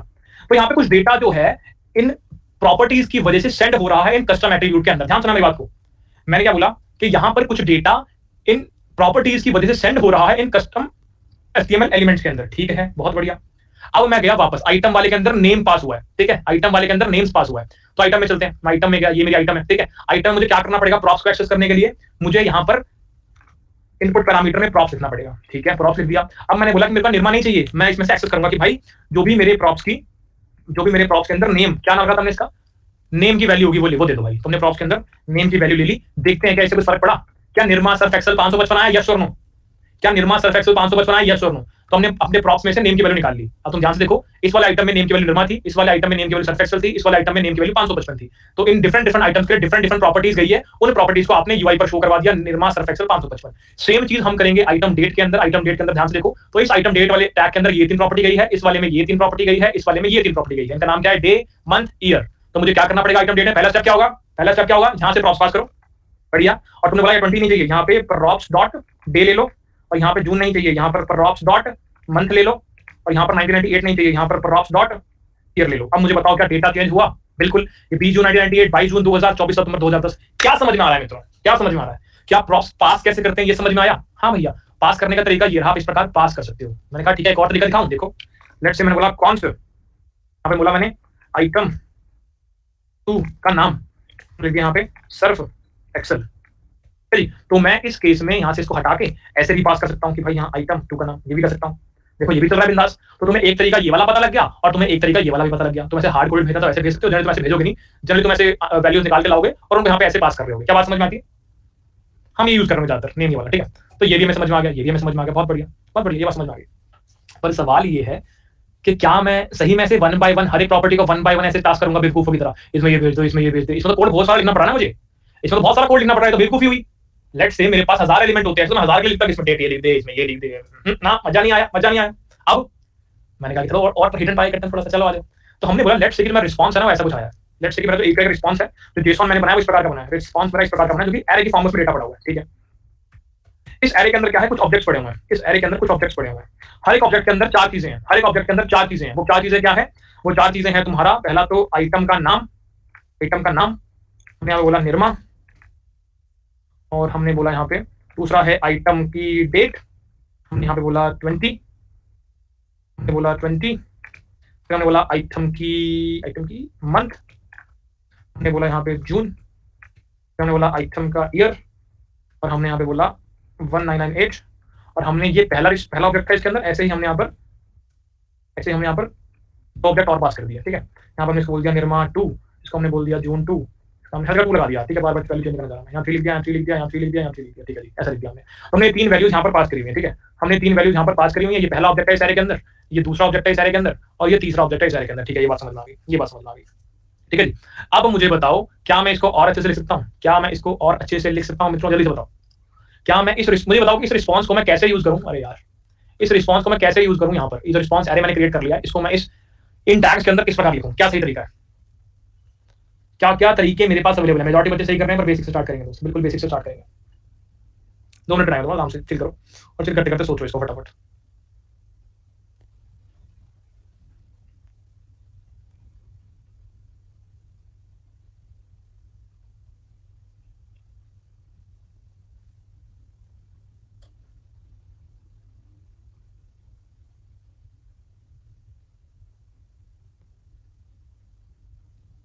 चलो आ जाओ फटाफट। कुछ बच्चे सही बता रहे हैं, कुछ बच्चे ट्राई कर रहे हैं, बट ठीक है, अच्छी बात है।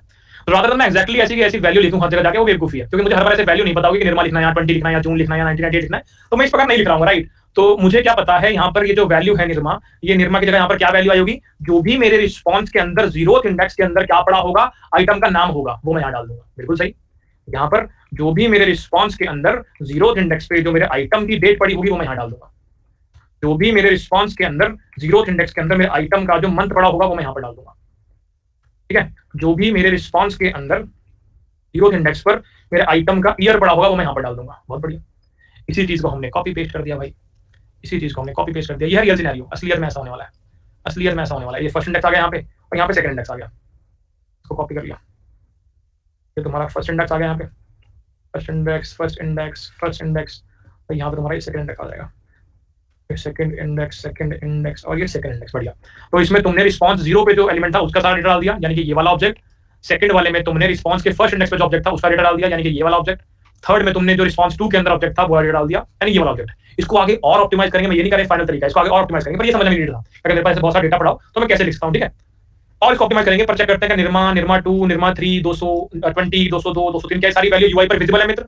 हाँ भैया, निर्मा 2, निर्मा 3, 220, 202, 203 सही चल रहा है, ये जवाब सही है।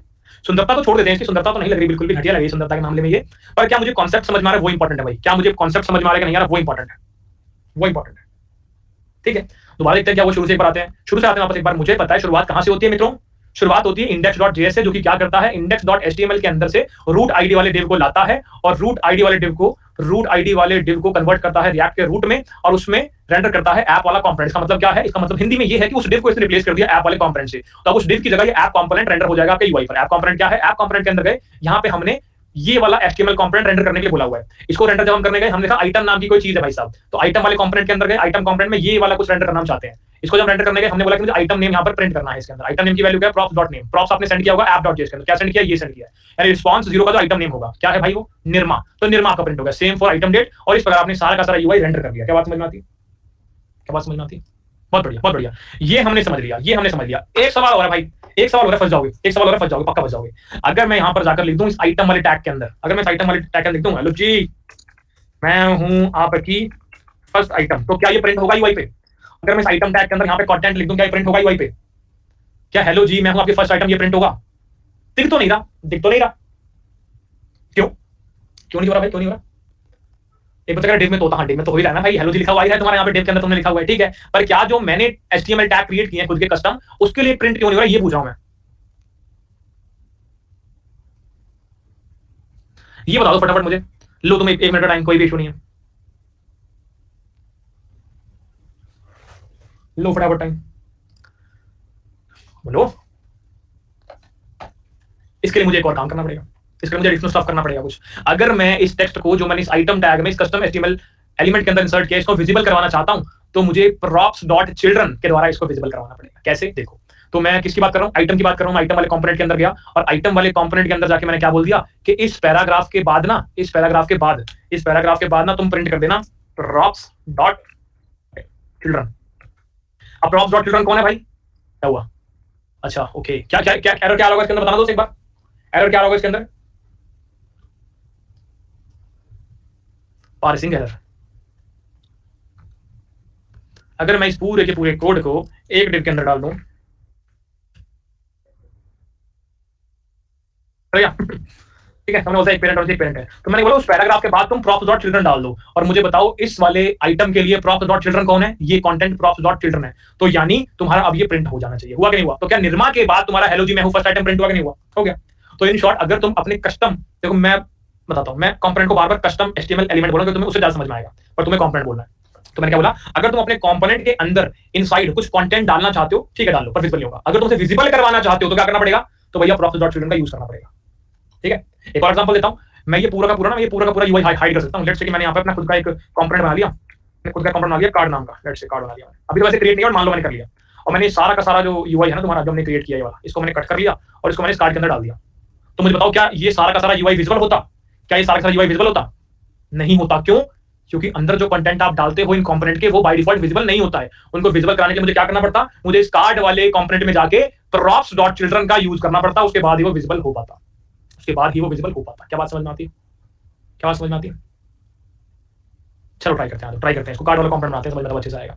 तो मैंने एक नई फाइल बनाई, मैंने बोला card.js, और मैंने एक css फाइल बनाई card.css, ठीक है, card.js अंदर हम गए और हमने क्या क्रिएट कर दिया, एक फंक्शन क्रिएट किया, फंक्शन कार्ड मैं रिटर्न कर दिया, यहाँ पे क्या रिटर्न कर दिया, एक डिव रिटर्न कर दिया, ठीक है जी। रिटर्न किया, मैंने एक्सपोर्ट करा दिया, एक्सपोर्ट डिफॉल्ट कार्ड, और मैंने यहाँ पे इंपोर्ट कर दिया किसको, इंपोर्ट ./.css, ठीक है जी, इतना कर दिया हमने, बढ़िया, हमने कार्ड कर दिया, ठीक है जी। अब हमने क्या बोला, इस कार्ड को हमने यूज कर लिया app.js के अंदर, हमें यहाँ पे इंपोर्ट कराना पड़ेगा, इंपोर्ट करा लिया। अब मैंने यहाँ पे इस कार्ड को यूज कर रखा है, बहुत बढ़िया बहुत बढ़िया, इसको हमने यूज कर रखा है, अब सही चल रहा है। तो मैंने इस कार्ड के अंदर ये सारा कंटेंट डाल दिया, मेरे यूआई पर तो कुछ भी नहीं आ रहा, मेरे यूआई पर तो कुछ भी नहीं आ रहा, क्यों नहीं आ रहा, क्यों नहीं आ रहा? क्योंकि भैया बाय डिफॉल्ट आपके अंदर कोई भी कस्टम एलिमेंट के अंदर, कस्टम एचटीएमएल एलिमेंट या फिर किसी कंपोनेंट के अंदर आप कुछ कंटेंट डालते हो, विजिबल नहीं होता। आपको क्या करना पड़ेगा, विजिबल करवाने के लिए props.children करना पड़ेगा। तो आप गए card.js में, आपने लिखा भाई इसके अंदर क्या दिखाना चाहता हूं मैं, इसके अंदर मैं दिखाना चाहता हूं props.children, ठीक है। अरे यार, ना प्रॉप्स पास करना पड़ेगा, अब चलेगा, चल रहा है, बढ़िया चल रहा है, वेरी गुड, बहुत बढ़िया बहुत बढ़िया। अब थोड़ी सी और गड़बड़ कर दो इसके अंदर, थोड़ी सी और गड़बड़ कर दो इसके अंदर, थोड़ी सी और गड़बड़ करते हैं। चलो आज मैंने बोला इस डिव के अंदर क्लास नेम करते हैं, क्लास नेम, हमने क्या बोला, हमने क्या बोला, हमने क्या बोला, हमने क्या बोला, हमने बोल दिया इसका नाम कर दूं मैं, कार्ड बोल दिया सिंपल, मैंने क्यों मैं करूं, यहाँ पे क्या बोला, ये डिस्प्ले फ्लेक्स। अभी कलर क्या है टेक्स्ट का, सारा का सारा कलर ब्लैक है, मैंने व्हाइट कर दिया, मैंने व्हाइट कर दिया, क्या हुआ, सबका कलर व्हाइट हो गया है, ये क्यों हुआ? ध्यान से सोचो इस केस, ध्यान से सोचो इस केस, मुझे बताना इस केस में क्या होता। मान लो मान लो मान लो मान लो कि मैंने एक एचटीएमएल फाइल में कुछ लिखा हुआ है, ठीक है, मैंने यहाँ पे एक टैग बना रखा है, ठीक है, ये टैग हो गया, इसका क्लोजिंग टैग, मैंने यहाँ पे एक टैग बना रखा है, ये इसका क्लोजिंग टैग हो गया, मैंने यहाँ पे टैग बना रखा है, इसका क्लोजिंग टैग हो गया। लेट्स से मैंने इसके अंदर बोला कि तुम्हारा कलर जो है व्हाइट होना चाहिए टेक्स्ट का, बट मैंने इसके लिए बोला कलर ब्लैक होना चाहिए टेक्स्ट का। अब मुझे बताओ अब मुझे बताओ कि इस टैग के लिए कलर व्हाइट माना जाएगा या ब्लैक माना जाएगा? कौन सा माना जाएगा? निपुण जैन बेटा क्लास छोड़ दो अब तुम नींद में आ चुके हो, जाओ छोड़ सो जाओ जो प्रॉपर्टी तुम्हारी जितने पास होगी उसको माना जाएगा, तो यानी ब्लैक माना जाएगा इसका कलर, यस और नो, यस और नो, या पेरेंट का माना जाएगा? करके देख लो भाई, तुम नहीं आ तो करके देख लो कभी कभी लगता है तुम्हें भगा दूं, ठीक है? तुमने अगर इसके अंदर बोल दिया कि व्हाइट कलर चाहिए मुझे, तो तुमने बोल दिया सबका कलर व्हाइट होना चाहिए, पर तुमने इसके अंदर बोल दिया मुझे ब्लैक चाहिए, तो मुझे बताओ व्हाइट प्रिंट होगा या ब्लैक प्रिंट होगा? प्रणय गुप्ता आप बताओ यार, मैं जा रहा हूं, नहीं बताओ मुझे फटाफट, व्हाइट प्रिंट होगा ब्लैक प्रिंट होगा? जल्दी से, जल्दी जल्दी जल्दी। प्रणय गुप्ता कहते हैं ब्लैक होगा, तो जो प्रणय ने कह दिया एक बार वो चीज गलत हो नहीं सकती। आप बताओ क्या होगा? कॉमन सेंस की बात है, ब्लैक प्रिंट होगा। तो जो अब हमारा केस है, जो हमने अभी कोड लिखा, उसमें क्या लिखा है? उसमें हमने बोला कि ये कार्ड है और ये कार्ड क्लोज हो गया, और ये तुम्हारी एक आइटम है और ये आइटम क्लोज हो गया। मैंने इसका कलर ब्लैक कर रखा है और मैंने इसका कलर व्हाइट कर रखा है, तो यहाँ व्हाइट प्रिंट क्यों हो रहा है? तो यहाँ व्हाइट प्रिंट क्यों हो रहा है? तो मुझे यहाँ पर एक और चीज को यूज करना पड़ेगा, उसको देख लेते हैं। एक और कॉन्सेप्ट को यूज करना पड़ेगा, उसको देख लेते हैं। लास्ट कॉन्सेप्ट है, ठीक है? इसके बाद समझ में आ जाएगा। तो हम गए हमारे कोड पे, हम गए हमारे कोड पे, हम गए हमारे कोड, ओ एको मार रहा है मेरा पूरा रूम। हम गए हमारे कोड पे, हम गए हमारे कोड पे, जैसे मैं हमारे बोलता हूँ वैसे एको मारता है। हम गए हमारे कोड पे, वाह तुम्हें आ रही क्या? चलो देखते हैं। तो अगर मैं चाहता हूँ कि सब अपनी सीएसएस प्रॉपर्टी रिटेन करें, तो मुझे क्या करना पड़ेगा? तो मुझे क्या करना पड़ेगा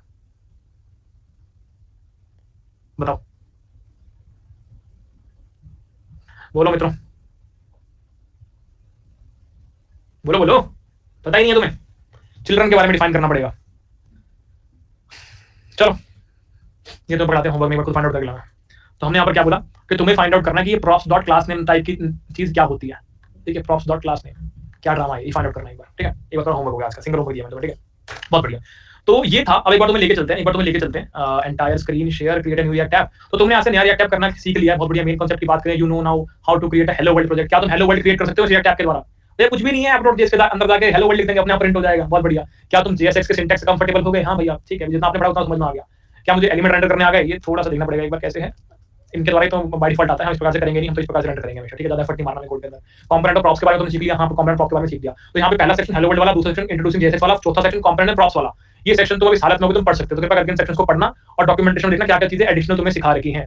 always start component names with a capital letter, ठीक है? तो बहुत सारी चीजें तुम्हें सीखने को मिलेगी। एक बार ये ऐसा होमवर्क लेना भाई, और कृपा करके इनको सीखना। आगे हम पढ़ेंगे और चीजें पढ़ेंगे, स्टेट क्या होता है, लाइफ साइकिल क्या होता है, इवेंट कैसे हैंडल करते हैं, यहाँ पे कंडीशनल रेंडरिंग कैसे होती है, ठीक है? तो वो सब चीजें आगे पढ़ने वाले हैं, बट ठीक है आज की क्लास में इतना ही था। ओवरलोड नहीं करना है, डराना नहीं है, मुझे यहाँ पे प्रदर्शन करने नहीं आना कि मुझे कितना आता है, मुझे तुमसे ज्यादा आता है। तो बच्चे होना भाई, अभी हमें यहाँ पे ये करना है कि जितना मुझे आता है मैं तुम्हें उतना उसमें +1 करके सिखा पाऊँ, तुम्हें कुछ और अच्छा सीख पाऊँ, ठीक है? कल को तुम किसी के पास जाओ तो तुम्हें लगे कि हाँ आपने वो आती है रिएक्ट में ऐसा क्या? क्या बात समझ में आती है? क्या बात समझ में आती है? क्या बात समझ में आती है? बहुत बढ़िया, बहुत बढ़िया। तो ये कहानी थी, एक बार रिवाइज करवा देता हूँ, एक बार रिवाइज करवा देता हूँ क्या क्या हुआ आज। तो हमने पढ़ा रिएक्ट के बारे में। सबसे पहले बताओ दोस्तों, रिएक्ट क्या होता है? तुम्हारी अंडरस्टैंडिंग क्या कहती है? भैया रिएक्ट एक जेएस की लाइब्रेरी है। लाइब्रेरी क्या होता है भाई? लाइब्रेरी क्या होता है? लाइब्रेरी क्या होता है भैया? मेरे पास बहुत सारी फंक्शनलिटीज पड़ी हुई है, बहुत सारा कोड मेरे पास पड़ा है, उसको यूज करके मैं डेवलपमेंट करने वाला हूँ। सिंपल सिंपल चीजें मैं अपने कोड के थ्रू रिएक्ट के कोड को इन्वोक करने वाला हूँ। सुन, ये करके दियो। बहुत सारी ऐसी चीजें मेरे पास पड़ी हुई हैं जो बार बार नीड पड़ने वाली जिनकी मेरे को, तो मैं खुद से डेवलप ना करके उन चीजों को यूज कर लेता हूँ। लेट्स से 2 नंबर का मैक्सिमम नंबर निकालना है, मुझे पता है मुझे बार बार अपने कोड में इसकी नीड पड़ने वाली है, राइट? तो मुझे as a predefined function, standard template library नाम की चीज के अंदर वो फंक्शन मुझे मिल जाता है C++ के अंदर। उसी प्रकार से यहाँ पर बहुत सारी ऐसी चीजें तुम्हें यूज करने की नीड पड़ेगी। वो बहुत सारी चीजें क्या है आगे जाके पता लगेगा, जैसे कोड करते चलेंगे तो वो लाइब्रेरी के अंदर मिलने वाली है, ठीक है? इस लाइब्रेरी के द्वारा हम क्या करने वाले हैं? इस लाइब्रेरी के द्वारा क्या करने वाले हैं? हम यूआई क्रिएट करने वाले हैं। बहुत बढ़िया। रिएक्ट के बारे में magical line, react is all about component. अब समझ में आया मैंने क्यों बोला था react is all about component? क्या अब समझ में आया? अब समझ में आ गया? या कुछ भी नहीं है, कंपोनेंट क्रिएट करके app.js में चिपकाए जा रहे हो बस। कंपोनेंट क्रिएट करते हो app.js में चिपकाते हो, कंपोनेंट क्रिएट करते हो app.js में चिपकाते हो, कुछ भी नहीं कर रहे हो आप यहाँ पे। मैंने कहा बस, very good very good. Component based architecture, अब पता लगा क्यों कहते हैं इसको कंपोनेंट बेस्ड आर्किटेक्चर? यस और नो? वेरी गुड बहुत बढ़िया। कंपोनेंट्स में देख ले एग्जांपल्स क्या होता है। कंपोनेंट क्या होता है बता दो तो। अच्छा सुनो सुनो, 2 घंटा 1 मिनट 18 सेकंड हो गए हैं। हाँ अब बोलो कंपोनेंट क्या होता है?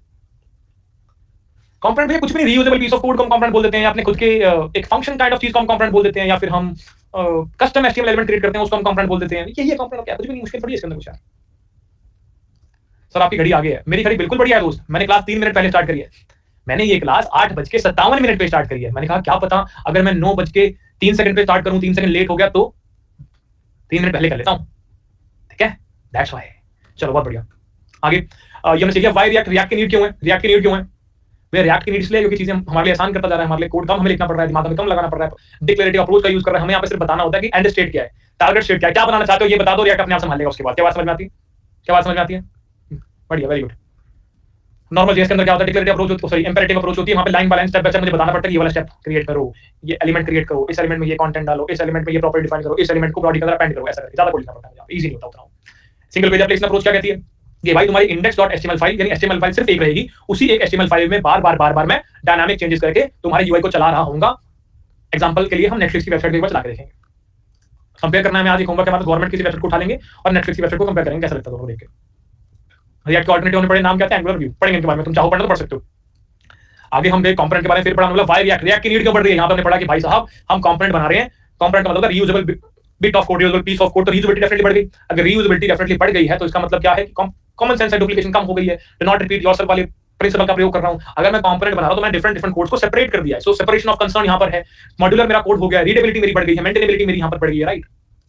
सेटअप हमने कर लिया, तीन तरीके आपको समझा दिए हमने, आपको डिफरेंट फाइल्स का मतलब बताया। पैकेज.json के अंदर आपकी डिपेंडेंसीज पढ़ी, आपकी स्क्रिप्ट्स पढ़ी हैं जो कि नीडेड है आपके प्रोजेक्ट को रन करने के लिए, उनके वर्जन्स भी पढ़े हुए हैं हमने। एसआरसी फोल्डर की बात की जहां पर app.js, index.css, index.js, ये तीन फाइल्स पढ़ी, बहुत सारी पढ़ी, पर इन तीन में इंटरेस्ट ज्यादा है।